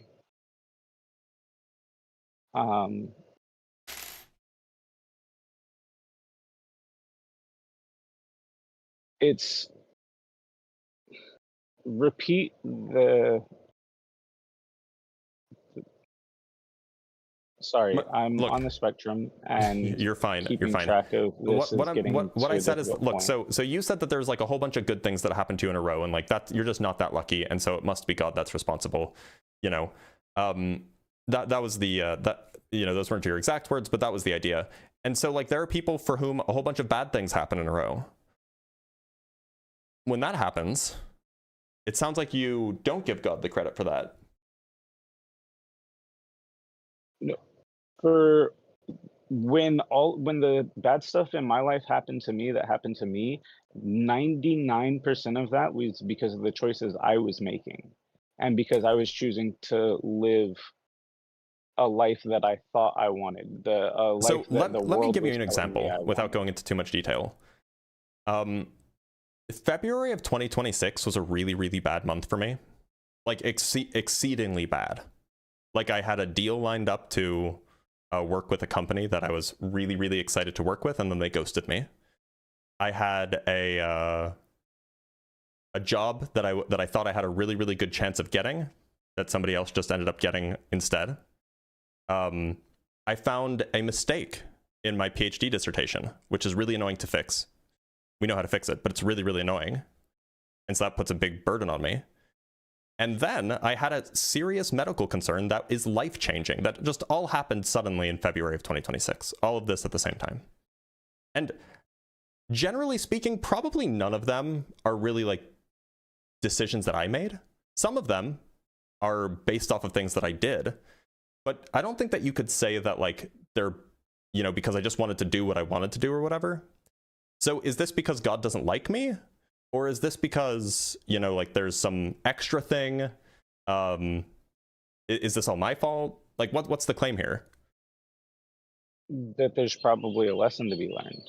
A lesson to be learned in all of these things? Yeah, that's been my experience with life. Was it because I didn't pray hard enough? No, because you're again misunderstanding the reason for prayer. So this was part of his plan though, right? It could be. Well, no, it must be. Do things happen that aren't according to God's plan?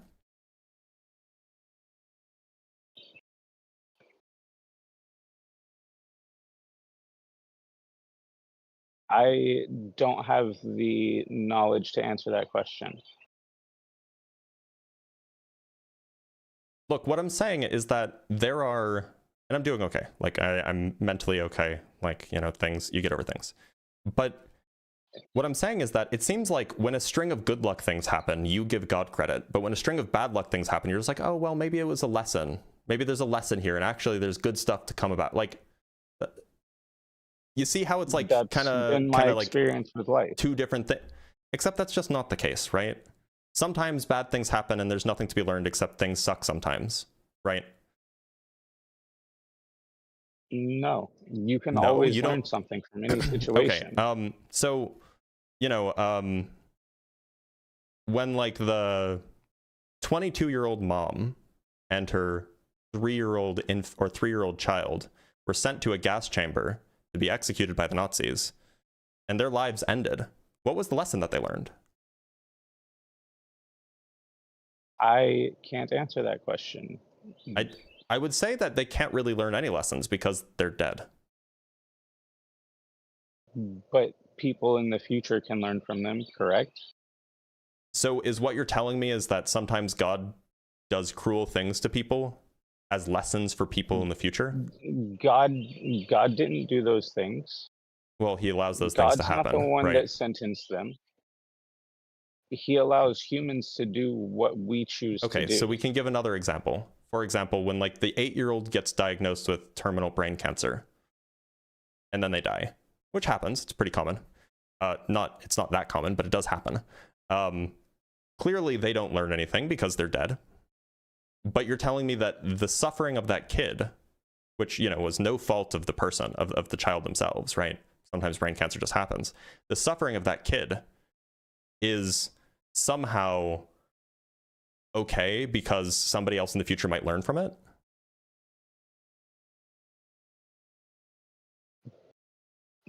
Depends on what you define as okay. Is it good? Is there a lesson to be learned that makes it all worth it?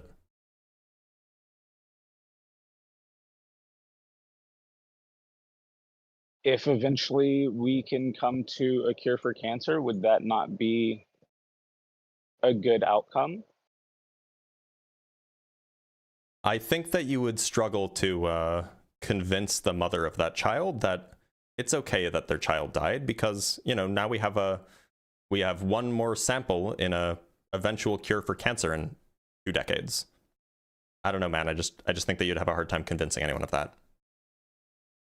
Yeah, you would. And I'm not saying that you should even try to convince that mom of that. That's where compassion comes in, and knowing when to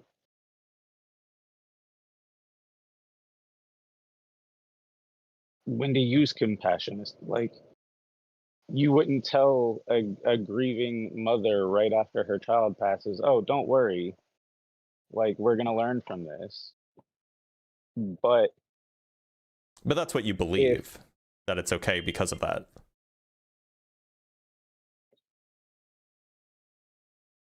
I believe any situation that is bad in the moment can be turned into good, yeah. Okay. Well, look, man, I think that I appreciate the optimism. I think that if that's the view that you hold, either you are extremely, extremely good at maintaining your optimism in the face of defeat, or you just haven't had bad things happen to you. I hope that it's the former and not the latter. I have had a lot of then bad things happen to me, I'm glad for your sake that you think that they are good. So, that you think that there's good stuff to be learned. Ninja, I'm going to let you go because you've been on for a while, but thanks for being here. No worries. Thank you. What a conversation. I mean, that really took a turn. It's just like, it's really, really hard for someone to say, oh, well, you know, I've had all these good things happen to me, so it must be God. But when the bad things happen, you know, there's a plan. I don't know, man. It just doesn't seem, it doesn't jive.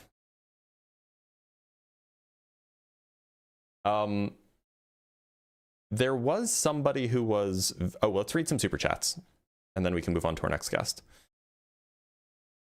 From Simeon Urchin with the $10, what's your opinion on the fine structure constant? It's one of the few arguments for fine tuning that I could see people going for. My favorite proposal is that it's constant for constants. I don't know what that means. The fine structure constant is like roughly 1 divided by 137. if it was, I mean, we could go look at like the amount of fine tuning that it has, but I think it's like plus or minus 10% and things would be different. But it's not, it doesn't seem like it's a huge amount of fine tuning. If your question is just like, what's the deal with fine tuning? My view is that I don't think that we have enough information to make the assertion that the universe is fine tuned. Now, L'Oreal Ashley just sent 10 Dr. Blitz gift memberships, which is enormous and very much appreciated.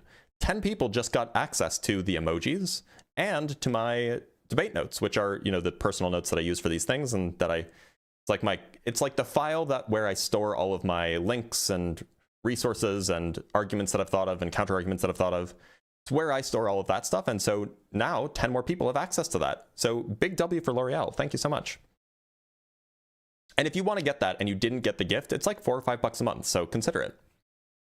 From Whale Panties, which is a great name, by the way, with the $5, have you read Lamb, the Gospel According to Biff, Christ's Childhood Pal? Words cannot describe how funny / good it is. Also, sharks are awesome. I haven't, and sharks are awesome. Yeah, so the $4 or $5 a month, you can find that on YouTube. It is a YouTube membership thing.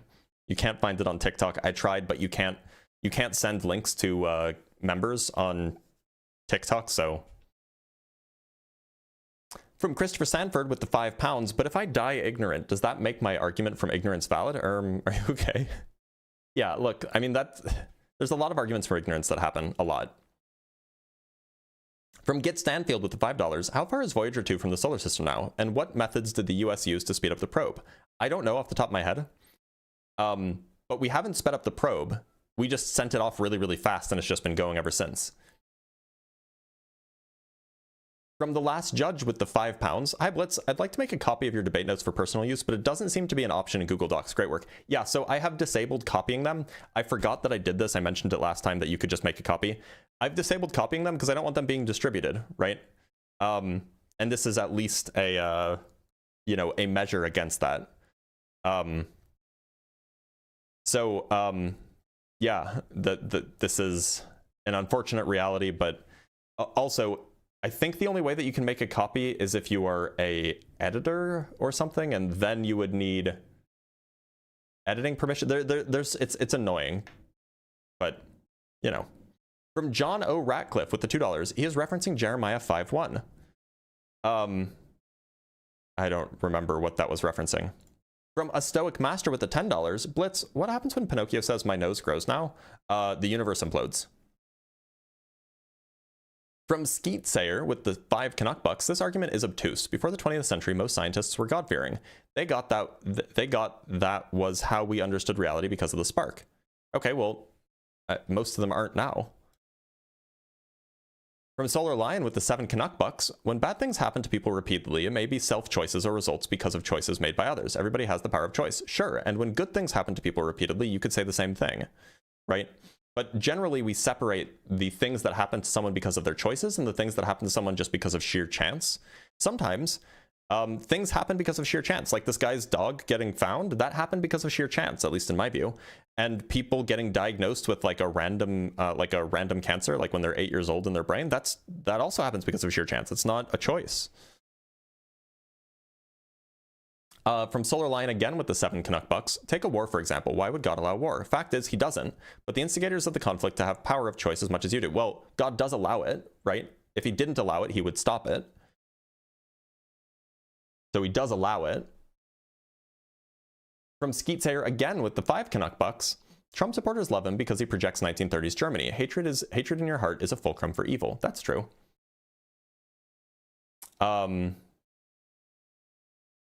Skeet Sayer again, real Christianity is in the old slave towns in the Caribbean. They are not colored by racism. Maybe. I'm not familiar with those. From Rib Tickler with the £5, why would God leave me paralyzed from neck down for 33 years, destroying mine, my family, and my girlfriend's life? I should have died. It's a good question. It's a great question. From Fred Dan 6 Fly with the 50 Swedish kroners, Voyager accelerated with gravitational swing around gas giants. Right, that was part of the original trajectory. I don't think it's sped up since it has left the solar system though. From Skeet Sayer with the 5 Canuck bucks, are the fact that Voyager escaped the solar system a reason why 3i Atlas is already by Jupiter? Well, these seem unrelated. From Brady's with the $5, Athletes who win big in sports always thank God for winning, but they never thank him for losing. Good point. They never thank him for the lesson, right? From the last judge with the £5. Oh, sorry, I didn't know about the whole copying thing. You're right. There's a lot of negative implications. Completely understand. Thanks. Yeah, sorry about that. Maybe I can figure out a way to make that happen. But there's also like all of like the edit. There's only like 3 statuses. There's like viewer, there's editor, and then there's I don't know. I'd have to look into it more. And from Tracy Frazier with the $10 coming from TikTok. First impression of you, mind you. Gained a follower. Well, I appreciate that, Tracy. Welcome. Welcome to the cult of the lava lamp. No. And from Will with the $5, I'm really worried about vacuum decay. Should I be worried? No. If it happens, it'll happen before you know it. And so like there's nothing that you can do about it. You can't run it, you can't outrun it. So it'll either happen or it won't. And there's no use worrying about it. All right, let us bring up our next guest. We have a lot of guests on both YouTube and in both Discord and on TikTok. There was a guest who really wanted to come up. People on YouTube, do you guys remember the name of the guest who was really wanted to come up? Was it Elijah John? Or there was somebody who was saying, you know, Blitz would be destroyed by good arguments if only he heard them and let me up. Do you guys know what his name is? I'm asking YouTube because he was a YouTube commenter.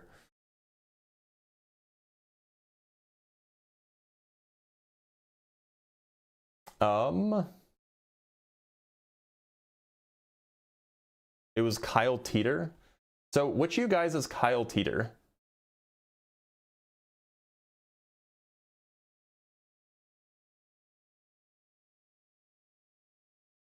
Do you guys know? If you're in the guest waiting room, please let me know if you are Kyle Teeter and I will bring you up.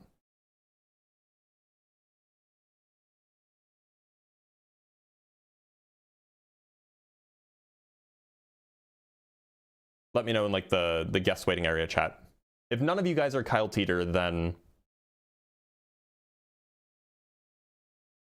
I know that he's in the YouTube chat. I just wonder if he's joined the Discord chat. Okay, it doesn't look like any of them are Kyle Teeter, so I'm just gonna bring up a guest from TikTok then.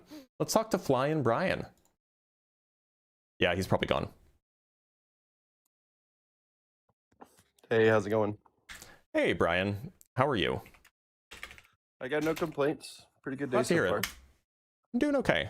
Brian, do you believe in a god? Yeah, I do. But I do subscribe to the idea that it's beyond knowing.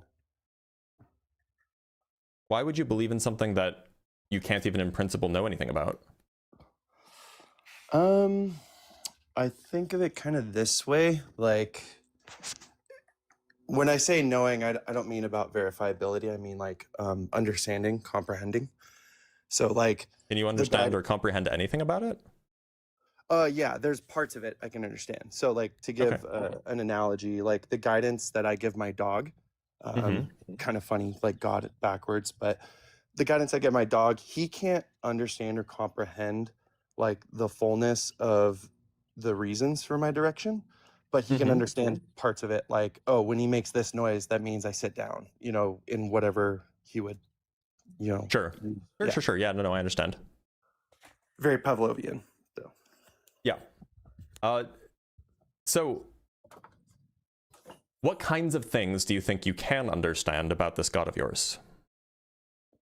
The love, you know, part of that, you know, people could dismiss it as optimism or hopefulness for meaning.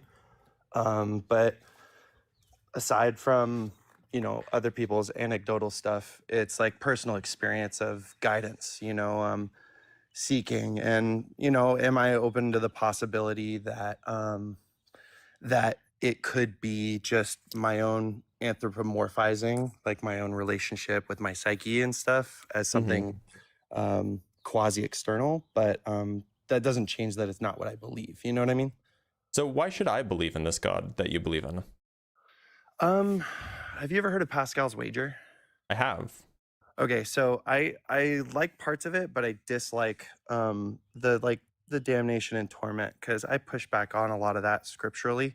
I think that a lot of the scriptural writings about, say, like the lake of fire and stuff goes back to other analogies of like a silversmith purifying. And the beauty of the analogy is that like that silver is not perfectly purified until the smith actually sees its own reflection in the metal, and it's like a flash moment that you have to pull it right then. So it's a beautiful metaphor of like, you know, if there's this loving guiding force, then it's putting us through tough times and that sucks, it really does, but it's in an effort for us to become the fullest, most loving people we can be.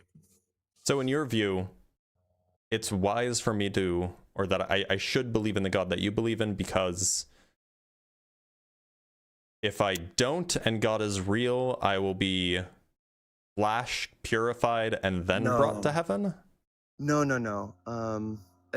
The analogy escapes the reasoning. Sorry for getting away from the thread, but it's really not like a should in the sense of there's a consequence like the traditional dichotomy. I think of it as a should, as more of like, think of it like a suggestion from maybe not a friend. You don't know me personally, at least very well yet, but as someone who's being friendly, to say like, I would suggest trying this. I wouldn't force you, and I wouldn't suggest that you know, like, do it or else. But from my own experience, I found it very positive and helpful for me to grow as a loving person, but also to be able to accept and understand things. I mean, like, look, like, I can absolutely agree or grant that this has helped you become a better person, or has helped you, you know, come to peace with things. It's just not clear to me why, like, that should conclude, sorry, I don't know why I can't talk. Just not clear to me why that should convince me that this God is real. No, it might even be the case that if I could somehow believe in it, if I could bring myself to believe in it, that it might improve my life. Maybe that's even true. I but think the that's question really is how do you convince me to believe in it to begin with? Oh, well, I think you don't necessarily at first. And that's a kind of a scary thing to admit, that maybe a lot of Christians or, you know, other faiths will be afraid to say. But, you know, when you're truly like going out on a limb with your heart and your, you know, like yourself, the truest version of yourself, being vulnerable, you're kind of knocking at the door, recognizing that maybe someone won't answer, you know? So I think that's kind of necessary to the process, in my opinion. Well, what do you think what do you think these conversations are? Well, like I said, there's different ways to look at it. Like, some people would hear all of my experience in the fullness of expression, you know, if I had all the time to tell everything, and they would say, oh, well, he was very clearly just like creating a structure to understand how he related with even responses that were fabricated by my mind, you know? And while that may be true, and this is what I mean, like, a lot of Christians are afraid to admit, like, you know, we don't know, you know, like we believe. I think that's what's more important than knowing. But like, based on my experience, it contends with the feeling of like other self-created thoughts where I can feel and sense the source of them in my psyche. Well, look, so my general view is that I try to just believe things that are true, or things that I at least have reason to think are true. Yeah. And so in absence of some sort of reason for thinking that it's true, that like there is this God that exists, I'm going to have a hard time believing it. And this isn't like a choice that I'm making. This is just totally a feature of my psychology, right? Like, this is just the way I am, that like, I'm very, you know, analytically minded. I've always been this way. Like, I've always been you know, a reasonably skeptical person. And so like, if all you have to offer me is, you know, just try believing, like, okay, maybe that's compelling for other people. It just doesn't work for me. And I'm not saying that this is the fault of you. Weak as an argument. I get you. Yeah. Okay. It just doesn't do much for me. Could I tell you about what made me start to humor it before I would say I believed it? So I'm going to say no. And the reason I'm going to say no is for the same reason why I don't care when people tell me about their dreams, except my wife. I will always listen to my wife's dreams. Okay. Generally, like, nobody else ever cares about your own dreams, except the person who has the dreams. Fair. And like, when you tell someone else about these dreams that you had, Like, nobody cares. And similarly, other people's experiences are just generally very uncompelling. I see. Okay. Then could I try a different tact and rather than try to compel, could I touch on a philosophical component that you were discussing with other people in the chat earlier about Sure. yeah, the problem of evil where like omnipotence meets omnibenevolence, right? Yep. I'm currently exploring a topic that I'm writing on where and forgive me if part of it's not fully fleshed out, but I think it's compelling, at least in this topic, is omnipotence, I think, may have been misunderstood, you know, and like there's this Greek kind of philosophical extrapolation that leads to it being expanded as an infinite concept, like can do anything, can do the impossible, you know, very Well, nobody's talking personified. about being able to do the impossible. We're just talking about there's nothing possible that God can't do. Okay. That's all it's meant by omnipotence. Okay. Fair enough.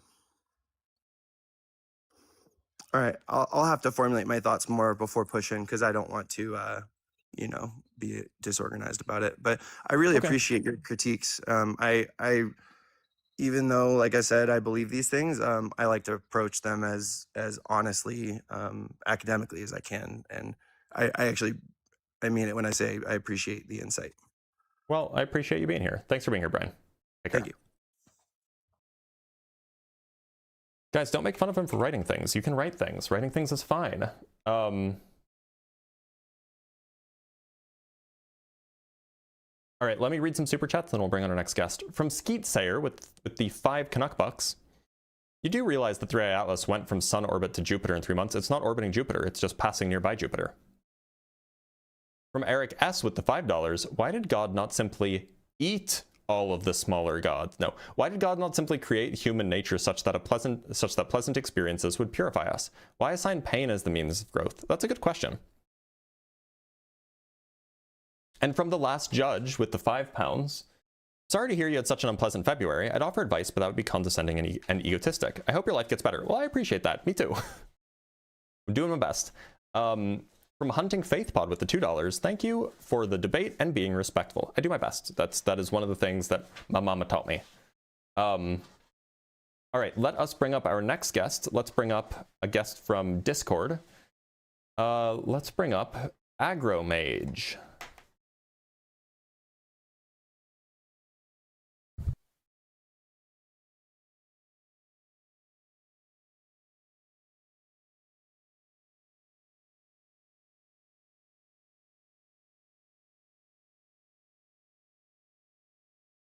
Aggro Mage, how's it going?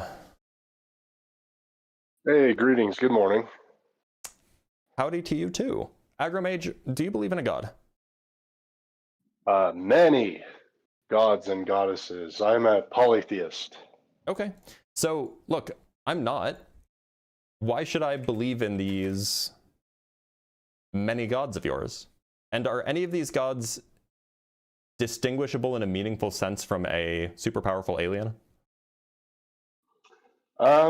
Probably not the alien thing. I wouldn't put it out of the realm of possibility. I'm not as dogmatic as most people. However, I just protest the idea of an all-powerful, all-seeing, all omnipotent presence. Okay, well, I Whereas, don't think that such a thing exists either. So we're in agreement there. But I think it's more likely, you know, the ancients talk of this primordial ocean all the time. The ancients knew this before Christianity, before everything else.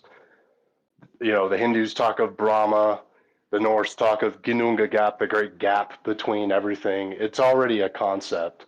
And Sure, okay. This primordial ocean of matter pre-exists everything. Something always exists.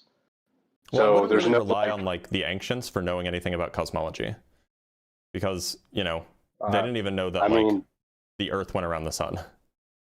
but we know that now that there's just matter anyways.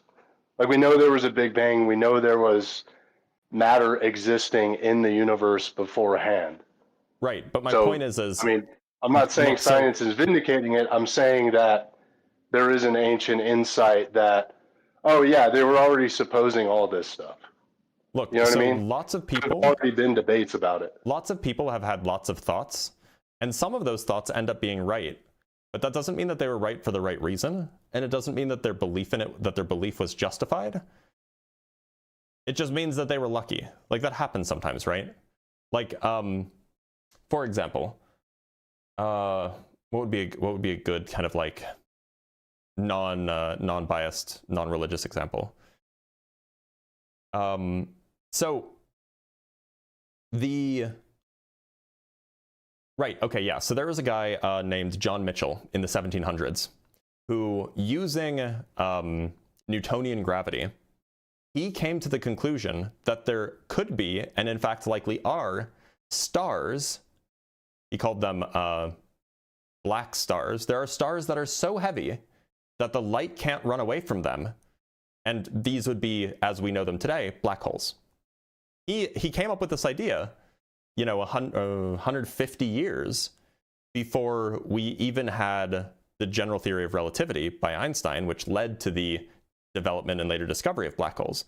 That doesn't mean that his belief or his view was justified and that we should then, agree with or appeal to the other things that he believed in because he got this thing right, kind of by accident. But so you're saying we cannot say, even though we've proven so far with our modern science, you're saying that, oh, it doesn't matter that their hypothesis was correct, no? What I'm saying is their that they may hypothesis have was gotten correct? the answer right, but that doesn't mean that we should assume the other things that they believed are also right because they got this thing right. Okay, well, that's not what I'm hinging my argument on. I'm just saying, leading into this, Okay. right, that the ancients were right about such Kind of by things accident, as, but they were. okay, yeah. Either way, well, the guy in the 1700s was wrong by accident, but here we are. Science is now it's actually true, right? So science can prove the ancients right. Sure. Is what you're saying. What I'm saying is that I don't know. It can be the case that people have beliefs that are not justified, but those beliefs end up pointing at something true anyway. Right. So there is, instead of the one truth, like the truth that, a lot of the Abrahamists talk about, the way you explain the multiplicity of experiences around the world is that there is a multiplicity of truths. Okay, And what does this have to do with what does this have to do with the many gods existing? That's what I'm getting to. They represent manifestations of the multiplicity of truths. The many gods are humanity manifestations of the multiplicity of truths? Yeah. They're fundamental truths. I don't know what that means. I take it that truth is not a thing that exists, but is rather a property of certain concepts that we hold in our mind. So I don't know what you mean by, like, there are these actual things that actually exist as manifestations of things that only exist in our mind. Well, manifestation is something that you can tap into that is divine. I think that is a part of humanity, that we have this divine spark that we can tap into.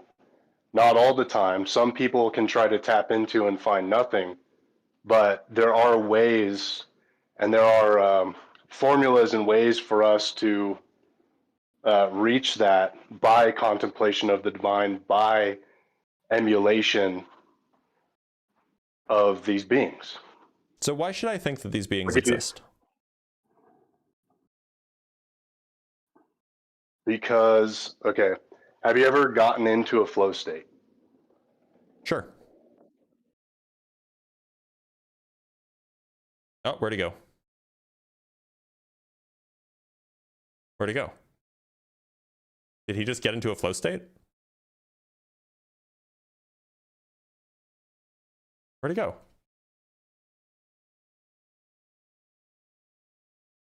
Did somebody manifest? Somebody said I manifested him leaving. We'll give him a minute if he comes back. This is the second time it happened. You know, if I had a nickel for every time this happened, I'd only have 2 nickels, but it's weird that it happened twice. Is that how the bit goes? Okay.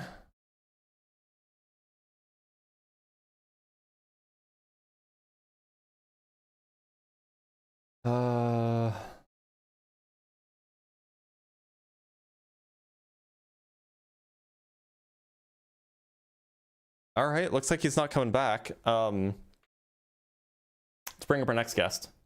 Let us talk to Ian, the one, the only Ian on TikTok.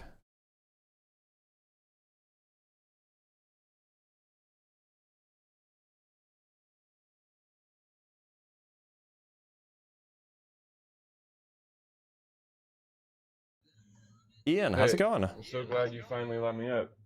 Welcome. It was like an hour ago. Cool. Well, so really quick, why are you an atheist? Well, because I haven't really been given good reason to believe in a God. I haven't really seen good reason, good evidence, good argumentation. So why should I believe in the God that you believe in? Well, let's see. Do you believe Also, that anything could happen to you? Which God is it that you believe in? Just so then I don't make any bad assumptions about you. Oh my gosh.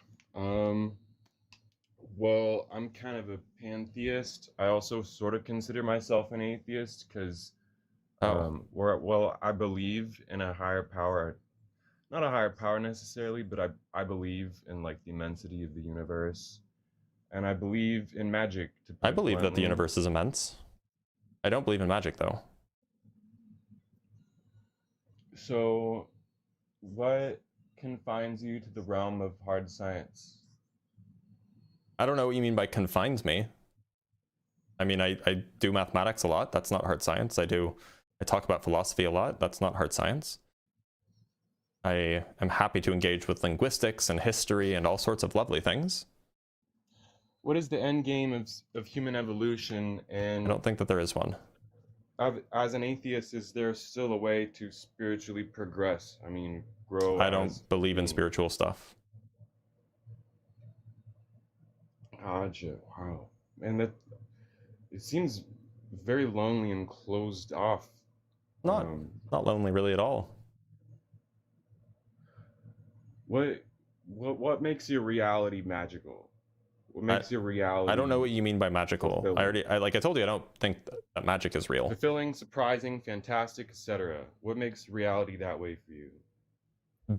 Doing different things. There's a lot. But look, it doesn't seem like you're really here to talk about the topic, so I'm gonna let you go. Sorry you waited an hour. I know that that's disappointing. Like this live stream is not. If you're a pantheist, come interview an atheist. Like that's not what the live stream is. All right, let's bring up our next guest, Opie the CFH. Opie, how's it going? Opie? Opie? Sorry, I had my mic muted. I'm sorry You're about good. that. Opie, do you believe in a God? Yeah, Jesus Christ is the one true king. Okay. Why should I believe that Jesus Christ is God? You seem like a man of science, and I respect that because as a born-again Christian myself, I'm a firm believer in science. Oh, cool. I'm glad that we agree on that. So before I start on my point, I want to say, you said, someone brought up earlier that praying to God would heal them. I believe every advancement that man has ever made is from someone's prayer, because who is to say that just because a man discovered the cure does not mean that God gave him the wisdom and the insight to discover that? How do you know that somebody prayed for every discovery, though? I'm not saying someone did, but I'm saying someone could. I don't speak in absolutes, because the only absolute I believe in is Christ. Didn't you just say, who am I to say that? Who am I to say that not every discovery was like? It seems like you did just say that, but that's fine. You didn't mean it. That's okay. Who am I to say that, though? I don't know that. That's not an absolute. That's just me saying I don't know everything. Yeah, me neither. I'm glad that we're in agreement. Okay, so I want to start off first with can you tell me what the law of the conservation of mass is? It's a law in chemistry. It's not a law of physics. Just that the total mass of a, I mean, it's not even really a law in chemistry, but it's an approximate law in chemistry, that the total mass of a reaction is preserved throughout the reaction. No. The first part. You were correct on that assumption, but what did Antonio Lefasor say in 1785? Yeah, that the total mass of a reaction is conserved in the reaction. Well, matter cannot be created nor destroyed. Okay, sure. But that's not conservation of mass, first of all. Second of all, that's just not true. It's the law of the conservation of mass. It's one of the states. So you can absolutely conserve mass, but also create new matter or destroy matter and still conserve mass. Sure. I just want to Google it real quick. Yeah, we do this in particle colliders all the time. Okay, well, fine. So, but yeah, I'm just using that to illustrate my first point. Okay, what's your first point? After that, that matter cannot be created nor destroyed. Well, I mean, so therefore, except that's strictly false, but fine. I'm using this as I'm using this as the starting point because many people believe. But if your starting point's wrong, then well, many people believe the Big Bang, correct? Is that's how it started? No, I don't think that's how it started. Well, a lot of people do. That's the general consensus among many sides. Well, no, it's not. Just for interest, where do you believe it started then? I don't think that the universe had I don't think that there was ever nothing, if that helps. Okay, fair enough. And that is correct because I truly believe God is omnipotent with no beginning, and that still blows my mind. Okay. That's one thing I've always found to be very interesting. So let's just go based off of the Big Bang theory, shall we? Since quite a few people do believe it, if it's not even the still the census for people today, fine, but it's still one of the biggest beliefs that people have. Can we agree to that? Like, do you mean like scientists believe this, or that like regular people believe this? Most people believe the Big Bang is. Well, I don't really care what regular people think about cosmology. Well, like regular people are wrong about a lot of things. On what science believes. What does science believe now then? So the seeming scientific consensus is that the Big Bang is a description of the universe being in a hot, dense state about 13.8 billion years ago, and it says nothing about whether or not the universe had a beginning. Okay, so let me ask you then: doesn't a force have to act upon something to cause that to occur, though? Sure. So what caused something to come out of nothing? The Big Bang isn't about something coming out of nothing. Well, how did it get there then? I just want. Well, my view is that there was stuff before. Okay. So where did that come from, though? Stuff before that. But that has to have a starting point. Why does it have to have a starting point? Because something has to have a starting point. Why? That's the thing. I can't explain. So then why should I believe it? If you like, it just sounds like you're just asserting this, but you don't have any explanation for why it's true. No, I'm getting there. Trust me. Then why'd you say that you can't explain it?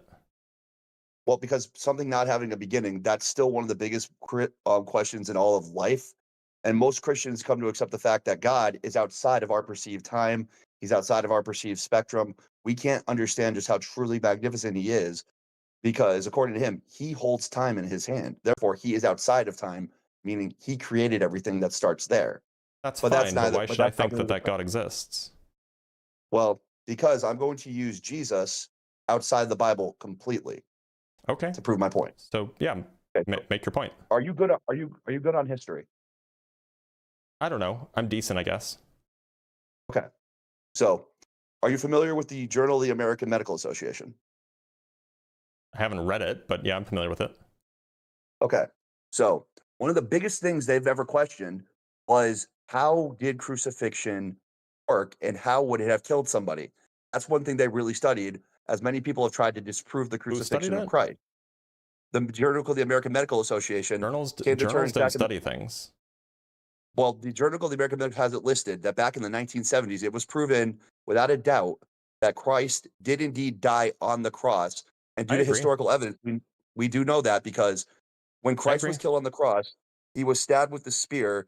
And where he was stabbed, that would have caused him to bleed water and blood from the pericardial sac around his heart. So my or understanding is the that pleural cavity around his lungs. my understanding is that the standard behavior for Romans was that during crucifixion they wouldn't do the whole stabby thing. They would just leave you up there, and then you would die eventually, and then they would just leave you up there, and you would just rot. Well, that's how they would check you. They would check you with the spear to the heart. I'm not familiar with any. I'm not familiar of any like historical documents that actually say that that's a thing that the Romans did. That's how the Romans did do it. That was do you their, have, that was their do you have a method. historical document that demonstrates this? They're not on me specifically, but there are enough accounts that Can you did give me an occur. example and I can go find it? Sure, give me a second. I'll look it up for you. Sure. I mean, I imagine that you're on a computer, so. No, I'm actually on my phone. Okay. Well, you can still, you can still talk on Discord while, looking something up.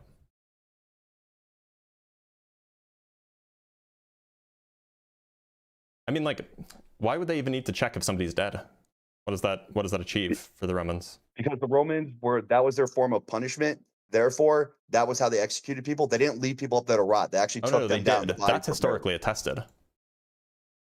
They did leave people up there to rot. That's absolutely what the Romans did. So what you can do is look up the Nicodemus. Look up the Gospel of Nicodemus. He was the Pharisee who challenged Christ in the temple and failed, and actually converted his life to Christianity after. So the Gospel of Nicodemus. Just Googling Nicodemus this. is not in the Bible. Nicodemus You're right. is not in It's the Bible. not. It also comes from hundreds of years after Jesus. So why should we think that this is has anything true about what happened? Well, if you want to go off the earliest known dates of recordings of Christ's death on the crucifixion, the earliest stuff they found was in Egypt, roughly 40 to 50 years I agree that Jesus was probably crucified. The question is whether or not he was stabbed.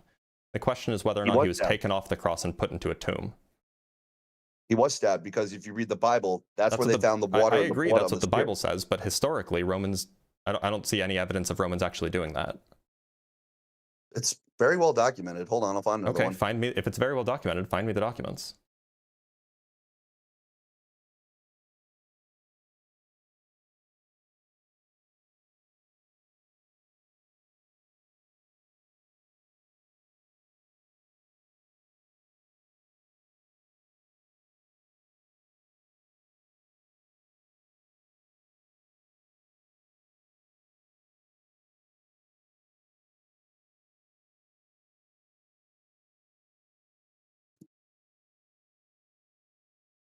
Hold on, I'm still pulling up multiple sources.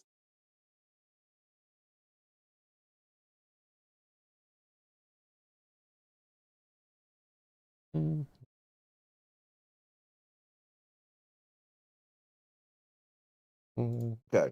so according, let me make sure I got this right.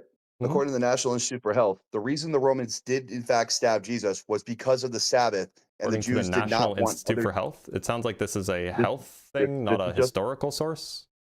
This is just what I have. This is the source I'm looking at. So where are the historical sources? Well, I don't have the official historical sources, but I'm using data that I have at my disposal just to answer your question. So if you're trying to provide historical evidence that something is true, and then you cite the National Institute for Health, which I imagine you're looking at the same thing I'm looking at, which is actually not the National Institute of Health. It's from the South African Medical Journal. It's just hosted on PubMed. Nope. Because you probably did the same Googling that I did. This is a claim that's published in the South African Medical Journal, and it doesn't seem to give any sort of I'm not seeing any sort of references that actually back up this historical claim. No, that's not what I'm looking at. Okay, so what are you looking at? I'm just looking at directly. What's the name of the paper? The National Library of Medicine. What's the name of the paper? All I'm saying is it's the National Library of Medicine, the That's historical not a and paper pathology name. of the crucifixion. The history and pathology of crucifixion? Yeah. Yeah, that's literally the paper that I just cited. It was published in the South African Medical Journal. It's hosted on PubMed, but it was published in the South African Medical Journal. This is a medical article that has a claim at the end of its abstract. I knew that we were looking at the same thing, by the way, and it doesn't seem to cite that claim. And it's not a historical source either. All I know is the fact that Jesus was stabbed, and you cannot survive a wound. You keep saying all I know is, but how do you know it? Because it's the faith-driven narrative. That's the thing. So you're not. So what do you take knowledge to be? If you want to move off that part, we can. Sure. But now Go I ahead. want you to answer yeah, this. we can go ahead and change How topics now come- that that's been thoroughly dismantled. How come then? How come if we're looking up these sources and people try to say they want accurate dating to go back closer to the crucifixion of Christ and his return, then how come we have a bunch of sources that show us outside the Bible itself that Christ did in fact resurrect? And there's over 1,500 confirmed sources, people who aren't even Christians that say they saw him after his death. How can you explain that? So what are, sorry, this is news to me. What are the sources, the extra biblical sources from people who claim to have outside seen the Bible. Yeah, that's what extra biblical means. Who are these sources of these non-Christians who claim to have seen Jesus after death? Can you give me one? I'm looking. Hold on. I know there's plenty. I have a lot of stuff here. I want to find a good one for Because you. you said that there's 1,500 confirmed sources, so I'm surprised I haven't heard of any of these, considering I've spoken with a lot of Christians. Like I said, I'm trying to find you a really good one. Please do. I'm familiar with Josephus, who is a Jew, but Josephus never said that he saw Jesus rise from the dead. I'm familiar with Tacitus, who mentions Jesus, but Tacitus never mentions Jesus being risen from the dead. There's one other historical source that's often named, but I can't remember what it's called. Well, a very good one is the agnostic of Antioch. That's a good one. Sorry, the what? Of what? Do you spell it? The Ignatius of Antioch. So you mean Ignatius of Antioch? Okay, let's look up Ignatius of Antioch. Okay, that's so a good one. what's the source called? Because this is like a guy. So like, he was a writer. Was there a particular thing that he wrote, or he was a Christian writer, roughly 35, when Jesus is believed to have died around the year 33. In all his information outside the Bible. Wait. So what did he write? Pretty accurate. Hold on, I'll look it up for you, man. This is just like a guy. So like I'm just not. I understand. Are you referring to like the epistles? No, he wasn't an apostle. No. He wrote many letters. The epistles, to be clear, like, go ahead. Like the epistle of Ignatius to the Ephesians, for example, was Ignatius of Antioch. At least that's who it's attested to. All I'm saying is his work is literally right there. He was not an apostle. He was not aligned with Christ in any way. His letter. Which work? So he was a Christian writer. No. But what's the work? What's the work that's making? I don't know that what you're it's referring called, to? but he's one. I don't know what it's called, but all I know is he's actually a source. So you're just like, outside there's the this Bible guy. No, he's a source outside the Bible that many Christians go to. So you're like, there's this guy, but you can't point to there's this guy who claimed that he saw Jesus risen from the dead, but you can't point to where he made that claim.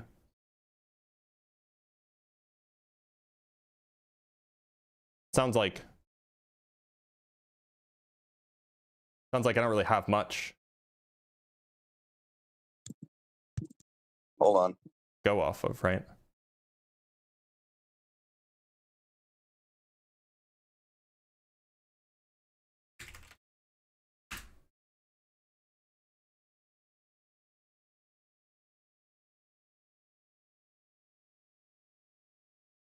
Yeah, I'm not doing a very good job of explaining this. So it looks like Ignatius wrote his stuff. So I guess that there are some authentic things that Ignatius wrote. And he wrote his stuff in like 75 years-ish after Jesus would have been executed. Yeah, that's the timetable that people believe. It was anywhere from. So how old? And then, depending on who you trust, he died like, 25, 30 years after that. So he died like 100, 105 years after Jesus was executed. Roughly. So how are you telling me that he saw Jesus risen from the dead? He's one of the sources that had gathered information to do it. So I'm pretty sure that you made the claim that there are confirmed sources of people who saw Jesus rise from the dead. But this isn't a confirmed source of that. He wouldn't have been somebody who saw Jesus rise from the dead, right? Yes. So he's not the kind of source that you were referring to. He's not somebody who saw Jesus rise from the dead. Correct. In fact, you will find that far be it from there being 1,500 confirmed sources of people who saw Jesus rise from the dead. You will find that there are none. That's not true. There's plenty. Lee Strobel explains it a lot better than I can. I'm trying to remember what Lee Strobel said, but I cannot find it. He explained it a lot better. Kind of weird that you can't find the claims that Lee Strobel made. I can find them. I just got to do a lot of digging. If there's 1,500 of them, it shouldn't be too hard to find.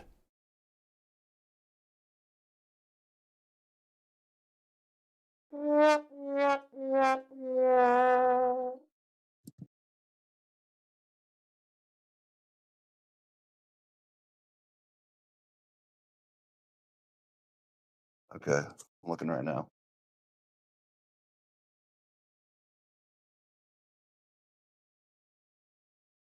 Like 1,500 would be like so many. We should be tripping over the testimonies of people from the 1st century saying, I saw Jesus rise from the dead personally, and my name is. So here are some of Strobel's best accounts. The early Caesar reports. Strobel points to reports preserved by the Apostle Paul that scholars date within months of Jesus' death, which he argues is too early for a myth to have developed. Sorry, what texts are these? That's 1 Corinthians, but that's in the Bible. Okay, so that's in the Bible, yeah. I thought there were 1,500 accounts outside of the Bible. Both within and outside the New Testament that collaborate with the disciples' convictions and that they encountered resurrected Jesus. Okay, so that's different from your claim. Your claim was that there are 1,500 extra biblical sources that say that they saw Jesus risen from the dead.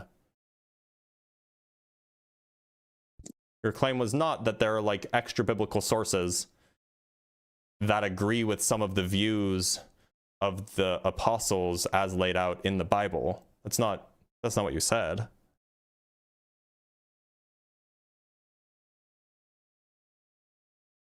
Like, yeah, there were a lot of Christians who existed after Jesus was crucified, and a lot of Christians would have written things, and not all of the things that Christians wrote wound up in the Bible. But I think you're going to have a hard time finding somebody who actually makes the claim that they witnessed it and it's an extra biblical source. Well, we can agree to disagree. I don't. This exactly isn't an agree to disagree. You just haven't found any. This is you made a claim and you were wrong about it. That's why I said I agree to disagree, because I don't know I'm wrong. It's literally, I know that the fact Jesus was stabbed by the Romans for something he could not survive. But you didn't find any source for that. You didn't find any evidence that happened. But then how can you explain this? Why was a woman's word taken so seriously then, that the fact that Jesus was risen, when women's words back then meant nothing? That's a big claim. I don't know why you would say that women's word meant nothing. Women's words did mean nothing back in those times. That's not me talking. That's women in Jewish law, women could testify. Their testimony could be taken seriously in court. But their words meant almost next to nothing. No, you just needed 2 women rather than 1. Not next to nothing. It's half, actually. And, you know, it would then make sense why they would say that there were 2 women who were at the empty tomb, right? But remember, women's words back then really did mean nothing. They were allowed to talk. You keep saying that it's false. That's strictly false. Women's testimony could be used in court under Jewish law. It's just not true that women's words meant nothing.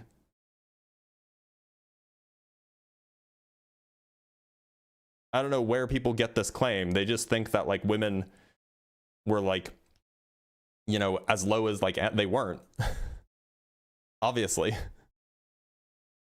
According to Jewish law, women were generally confined to private domestic spheres, and their testimonies were considered inferior or unreliable compared to that of a man.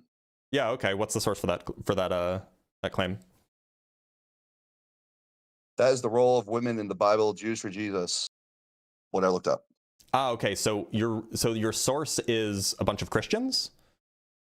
No, Jews. Jews for Jesus are Christians.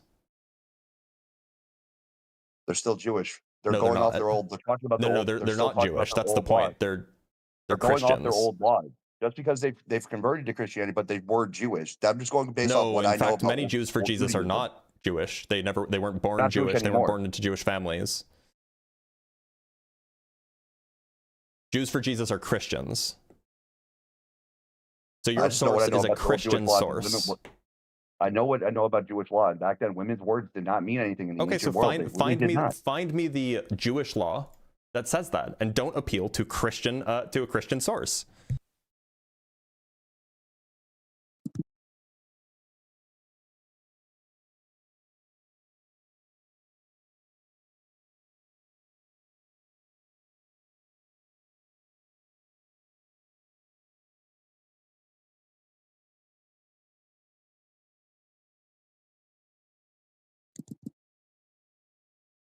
I feel like I'm debating against ChatGPT.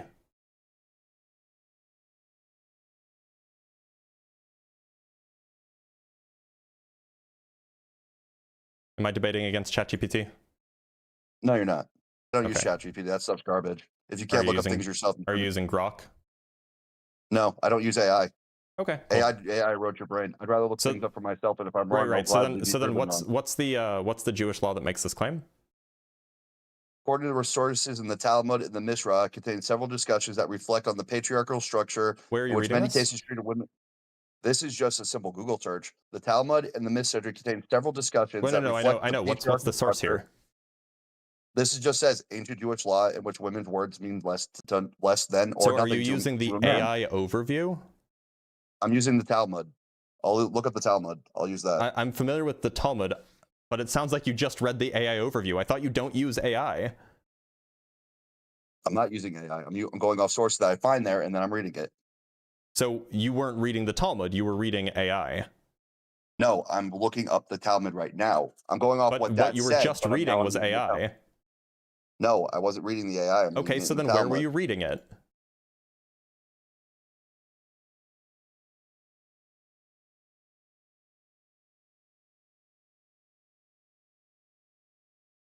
All right, he's done. He's done. The level of dishonesty, the awkward silences, he's done. But hello, YouTube. I'm pretty sure he was just using not ChatGPT, like Google's AI the entire time. And by the way, what is true is that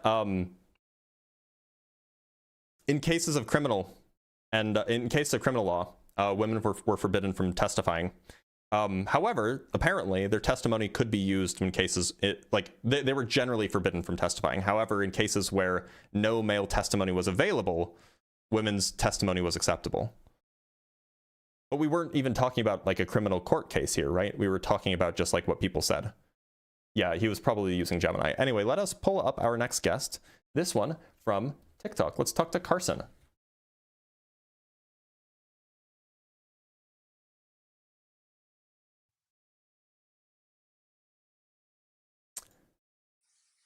Carson. Carson? Carson? Can you hear me, Carson?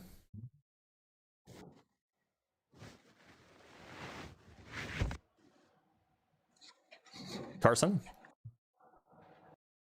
All right, seems like Carson's not coming. All right, let's bring up a guest from Discord. Let's talk to Hurricane Ditka.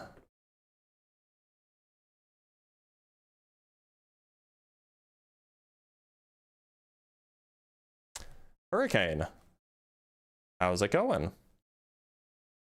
You have to unmute yourself, by the way, in Discord.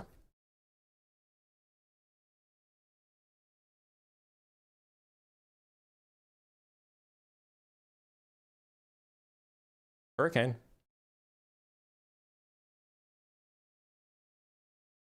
Bro is a Wish version of that other guy? What other guy? You mean Ian, my buddy? The guy that I've been... Hurricane, how's it going? Good. All right, sorry about that. I was having a hard time getting my microphone working there. You're all good. Hurricane, do you believe in God? Undecided. Okay. So this live stream, if you're undecided, how do you expect to convince me? So, well, all right. I don't know about convincing. Here's where I get hung up. And this is just, so like the guy earlier who was, I think, talking about the law, one of the laws of thermodynamics, but he was thinking it applied to matter instead of energy or whatever. But it's not so much where did the universe come from, but how? Like how does existence even? How is there even an existence for which the universe would exist in? You know, Great question. Without I don't think that anybody knows the answer. Right. So, do you have a plausible explanation? Because that's, you know, I've tried to reason my way through, you know, belief in God or whatever. I don't think that there was ever nothing. So I think that there being nothing is impossible. Hence, there has to be something. That's my view. Okay. Yeah, I guess what I'm getting at is more of a how than when. I'm not talking about a when. I'm talking about a how. The how is that there is no other way it could have been. There had to be a universe. There had to be a universe? There had to be something. Because if there wasn't something, then you'd have nothing, and nothing is not possible, so you must have something. Well, fair enough. It just seems, well, so, okay. That's it right there. That's where my mind kind of hits the ceiling and goes, it doesn't make sense to me that there is an existence at all without something that we don't understand behind it. Okay. But that doesn't really have much to do with the God. You're right. That's not proof, and I'm sorry if I'm wasting time. It's not even not proof. It just doesn't really have much to do with the God. But look, Hurricane, I am going to let you go because it seems like that we don't have a whole lot to disagree on. So I'm going to bring on another guest. But thanks for being here. Now, before I bring up the next guest, I should read some super chats and cash apps and things like this. Because we have $20 from Shay for my pre-order for my quote chemistry in a skin bag shirt. That's a good one. Maybe I should make that one into a shirt. And then from Grimlock for hydrate, $10 from Grimlock. I'm in production today. Stay safe. Well, thank you, Grimlock. Grimlock always reminded me to hydrate. Much appreciated. Let me make sure I didn't miss any super chats, and we'll bring up our next guest. From John O. Ratcliffe with the $2. Opie on Discord wants to talk science. He didn't really want to talk science, it sounds like. Sounds like he wanted to talk about, you know, myth.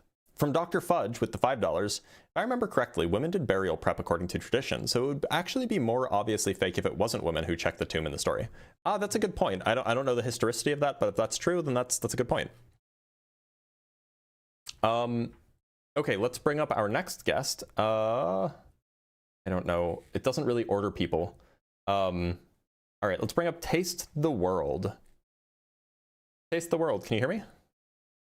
You gotta make sure to unmute yourself. Yep. What's up? Howdy. Taste the World, do you believe in God? Yes, I do. I'm gonna take it from your username, who, you know, everybody else who's watching, you can't see it. Your username has crosses in it, so I'm gonna assume that you're a Christian? Yeah. Okay, so, why should I be a Christian?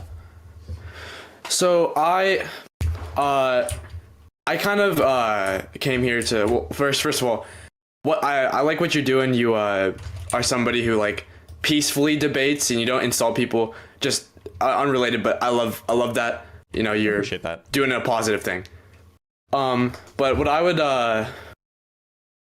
I'm not informed enough on like historic things, but I just like two points that you brought up on other conversations that I would just like to, you know, pick your brain about a little bit here. Okay, but so the question really is there a good reason for why I should be a Christian? I was gonna, there was a guy on here before and you were talking about morals. I think it was like almost 2 hours ago. It was a long time ago. Yeah, you were talking about morals. Mm-hmm. And my question with that one is, with morals, is how can you say that something's good? How can you say murder is bad? You know, how can you say that's bad if you don't have anything to base it off of? If you think everything is just random stuff, why is something bad? What makes that bad for you without, you know, believing in a god? Yeah, I mean, in my view, the way that we come to being able to make judgments like good and bad or evil and virtuous and all these things is just whether or not they align with values that we hold. So when I am looking at something that happened in the world, I look at it through the lens of my own experiences and my own psychology and things like this and the values that I have. And when I see things that are like in direct contradiction with my values, I say that's bad, or if it's really, really egregiously in contradiction with my values, I say that's evil. And if something is in alignment with my values, I'm like, that's good. And that's how I make judgments. But how would you get those values is kind of the question. I think the values come from, you know, several different ways. I think that some of them may be kind of primordial in that, like, we evolved to have some of these responses innately, instinctually. I think that some of the values come from the long tradition of, you know, societies that we live in and that we, you know, have come before us. Like, you know, we have civilization originating like 10,000, 12,000 years ago or something like this. And then through the development of, you know, societies and laws and stuff, we've kind of passed down these things across generations and millennia. I think that some of these values can come from personal experiences that I've had, things that, you know, things that happen to me and I don't like them, so I can understand why other people wouldn't like them, and so I could kind of empathize with them. I think that some of these things can be taught directly by parents or teachers. So yeah, I mean, I think that the values come from a lot of different places. But when you're following things like, you know, tradition, and you said you're someone who's based on, like, you know, like science and stuff, which is totally understandable. But when you're saying it comes from tradition, would that not also, your values not also come from, you know, like religion? Because a lot of culture and law is built off of religion. So Yeah, wouldn't sure. your values Absolutely. also not be Absolutely. built Some off of them religion? some of them can come from religious traditions. Absolutely. I'm sure that that's the case. I don't, they, at least if you live in the United States, we are inundated with Christianity. And so the cultural context that we live in is very much influenced by especially like Western Christian philosophy. So absolutely, some of that can come from that philosophical tradition. Okay, so that was something that, okay, so that makes more sense to me, something I was confused on. And I have one more thing that I think someone just got wrong and they didn't know how to explain it. But he was talking about, you were talking about, why does God make bad things happen to people? Like, why would he give a child like cancer and they would die? Yeah, I mean, it's a good question. Or rather, why would he allow this to happen? Or why would he make the world in such a way that this is the kind of thing that does happen? So from understanding of like the Bible is that you know about Adam and Eve, obviously, like original sin, that stuff? Yeah, I do. Okay, so with like original sin, humans, you know, Eve took a bite by the apple. We're now all, you know, have a original sin. So because as humans we are naturally sinful, evil, not evil but sinful, because we have, God gives us the option to choose. If he didn't let us choose, we wouldn't love God, because forced love is not love. So this seems unrelated to the kids having brain cancer. So yeah, so it goes back to like us free will. That is a consequence of us having free will. Can you walk me through what free choice was made to get the kid to have brain cancer? It's just what happens with when humans, you know, are sinful. Because we are all sinful. How does, like, okay, so let's imagine that humans are sinful, and like some guy, I don't know, 100 years ago, he like stole a loaf of bread or something. How does that mean that like some kid 100 years later is gonna have brain cancer? How does the sin lead to the brain cancer? It doesn't directly lead to it, but so then what causes the brain cancer? Because of free choice, and you know, where's the choice involved in the brain cancer? There's no choice in it, but that is a consequence. It has nothing to do with free will. That is a consequence of all of us having, you know, being against or sinful against God and having our free choice. How and is choosing to do bad with it. Like, consequences are usually like tied to the actions, right? So like if I, you know, if I stole a candy bar, then one of my consequences might be something like, I don't know, I have to pay a fine and do 30 days of community service. And that is the consequence. That is the punishment. sentence, if you will. How is having free will related to getting brain cancer? Because we use our free will for sin. What does the sin have to do with brain cancer? In the sense that because we are sinful, bad things happen to people. So like if a guy in, I don't know, Vietnam is sinful, that can make the baby get brain cancer?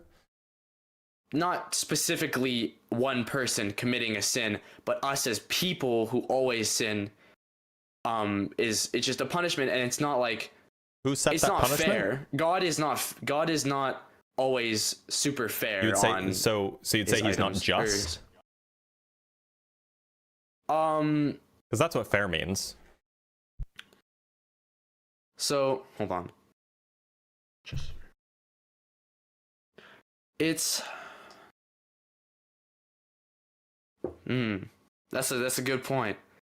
Because in fact, in Deuteronomy 32 verse 4, it says, "He is the rock, his works are perfect, and all his ways are just." So, in fact, it seems like God has to be fair in all of his ways.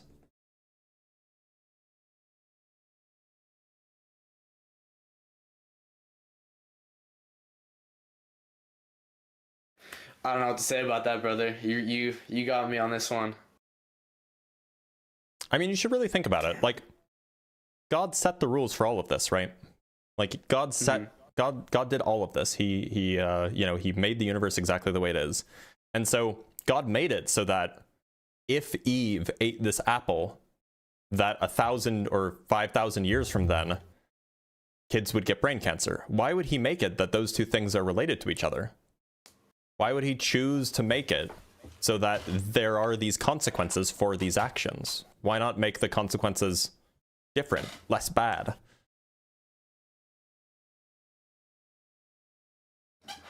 I don't know. Life is unfair, but so I'm having a hard And time who with this. set up life? But things like kind of, like the devil and evil are kind of also a play in this where they have free choice and have made people do bad things. Why did and have made bad things. Why did God allow the devil to have power here? Because he had free will too. You don't need to have power in order to have free will. You have to have some sort of power to have free will. He could have given the devil the amount of power that humans have. He was Satan was an angel, right? Yeah, and who made the angels? God, which he gave them free will too. Yeah, and he could have and who gave them the amount of power that they have? God, yeah. So God could have given them a different amount of power. Right? He could have, but he didn't. He could have changed the amount of power that they have. He could have changed the amount of power that the devil had. He could, yeah. So it didn't have to be the case that the devil had the power to make life miserable for us. It didn't have to, no. But that's, But God let it be that way. Yeah, he did. Even though God loves us. He can love you while you do bad. That's the thing. He'll always No, but it's the devil doing bad, right? The devil has the power, and the devil is. I mean, it's the devil's fault that Eve sinned in the first place, right? Yeah. Okay, so like, it's the devil's fault that all of this bad stuff happened. Mm-hmm. So God didn't have to let that happen. He didn't have to let the snake into the garden. Because he lets, he lets us have the choice. The devil also had the choice, and he was okay, his choice, his consequences is what happened, and is what is happening to the people. Look, so let's say that I'm going to give you an analogy here. Let's say that I am the father of a pair of twins, right? These twins are infants. Mm-hmm. They're very, very dumb. Or actually, let's say that they are let's say that they're like adult aged, but they're both very, very intellectually disabled. They're very mentally handicapped. So they live in like a home, right? They can't take care of themselves. And so, you know, while I'm at work, I drop them off at a home every day so that somebody can look at them while I'm working, right? So, now while I'm at work, while my adult kids are at the home, one of my employees, who was a good employee when I hired him, one of my employees decides to quit all of a sudden. And he curses me out. He yells at me. He breaks the window on my glass. You know, like he's just like an all around huge jerk. One of my employees, right? Yep. Now, he happens to have the he was one of my best employees, so he happens to have like the contact information of the home. And you know, he could go and he could screw with my kids if he wanted to. Yep. Now, I happen to know that this is the kind of thing that he would do. So, I could, after he quits in this fit of rage, I could call the home and be like, yo, one of my employees might be coming to, like, you know, harass some of your people who are staying there. Let your security guard know not to let him in. And then I could give him the description, just let that not happen. But then I don't do that. And instead, I actually get notified by the home. Hey, one of your employees is kind of like looking really crazy right now, and he's like walking into the home. Should we be worried? And I just say, yeah, don't worry about it. Would I be a good father? I do get the point that you're making, but God does protect people in a way too. How did he protect Adam and Eve? He told them he told Adam and Eve not to eat the apple, that he gave them everything. Yeah, but they were mentally, they were like intellectually disabled, right? They didn't know anything. Sorry, I'm having you're telling the intellectually disabled people not to. I'm having a hard time understanding what you mean. Adam and Eve are so in this analogy, my intellectually disabled children are Adam and Eve. Yes. And the reason I say that is because Adam and Eve had literally just been created, and they literally, like, because they hadn't eaten from the tree of knowledge of good and evil, they literally had no idea what good and evil were. They knew nothing.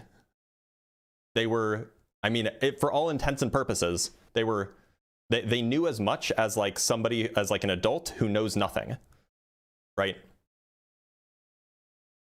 But it's more of a thing where humans will always disobey God, right? Apparently not, unless like the devil sneaks in and, you know, tells the truth to a literal day-old human. And I think it's also with. Hold on. Let me. I mean, God didn't real have to quick. let the snake in, right? God could have called his angels who are guarding the front door and be like, "Hey, close the door. Satan's about to come in." But he didn't, because he's a bad father.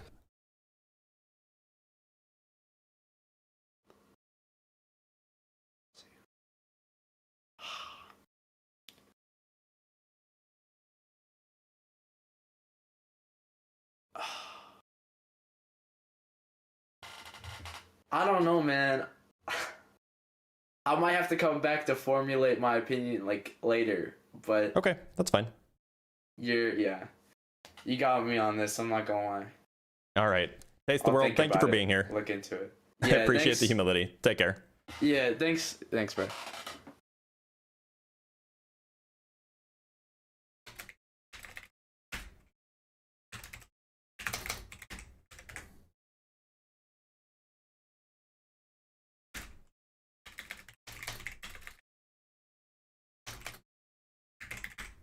All right, let's read some super chats. We'll move on. From Skeet Sayer with the 5 Canuck bucks. You should read the Sumerian tablets. Cancer after 1986 is Chernobyl, and that is not God. You know that we've found cancer in dinosaur bones, right? Cancer has existed for as long as life has existed, or at least multicellularity has existed. So no, it's not Chernobyl. No. In fact, personally, I know for a fact that it's not Chernobyl because my father's mother died when my father was 11, which would have been 1972, which is, she died of breast cancer, which would have been 1972, 14 years before Chernobyl. So that's like a crazy thing to say. From Skeet Sayer with the 2 Canuck bucks, God gave man free will, that is the key. Well, I don't know how free will gets you to breast cancer, but okay. From Skeet Sayer again with the 5 Canuck bucks. God only works if you believe. Human hubris is insane. I agree. I agree that it only makes sense if you already believe it. And from L'Oreal Ashley with the $20, thank you so much. Free will explains moral evil, not natural evil like childhood cancer. You don't need religion to have morals. If you can't tell right from wrong without it, that's a lack of empathy, not a lack of religion. Yeah, I mean, like, look, this is why nobody brings up what, like, with the problem of evil, this is why nobody brings up why do people get murdered? Like, because sometimes like free will is a theodicy for that. Natural evil, like childhood cancer or 2 billion animals burning to death in southwestern Australia, you can't explain that with free will. From Sean Hawkins with the $2, God is a slumlord. You could say that. And from Might You Find It Interesting with the $5, people who need a god to tell them what is right and wrong instead of knowing how to use basic empathy, I would consider truly dangerous. No, I would just consider that they need religion. And I wouldn't want to convince them of otherwise. From Skeet Sayer with the 2 Canuck bucks, types of cancer exploded after 1986. You know what else exploded in the 80s? Scientific research. And from DJ Bigley with the $2, hi. Hello. Hello. All right, let's see if we have any other guests. We do have a limited amount of time. Alternatively, we could just end the live early. Maybe that's the smart thing to do. I have some stuff to take care of.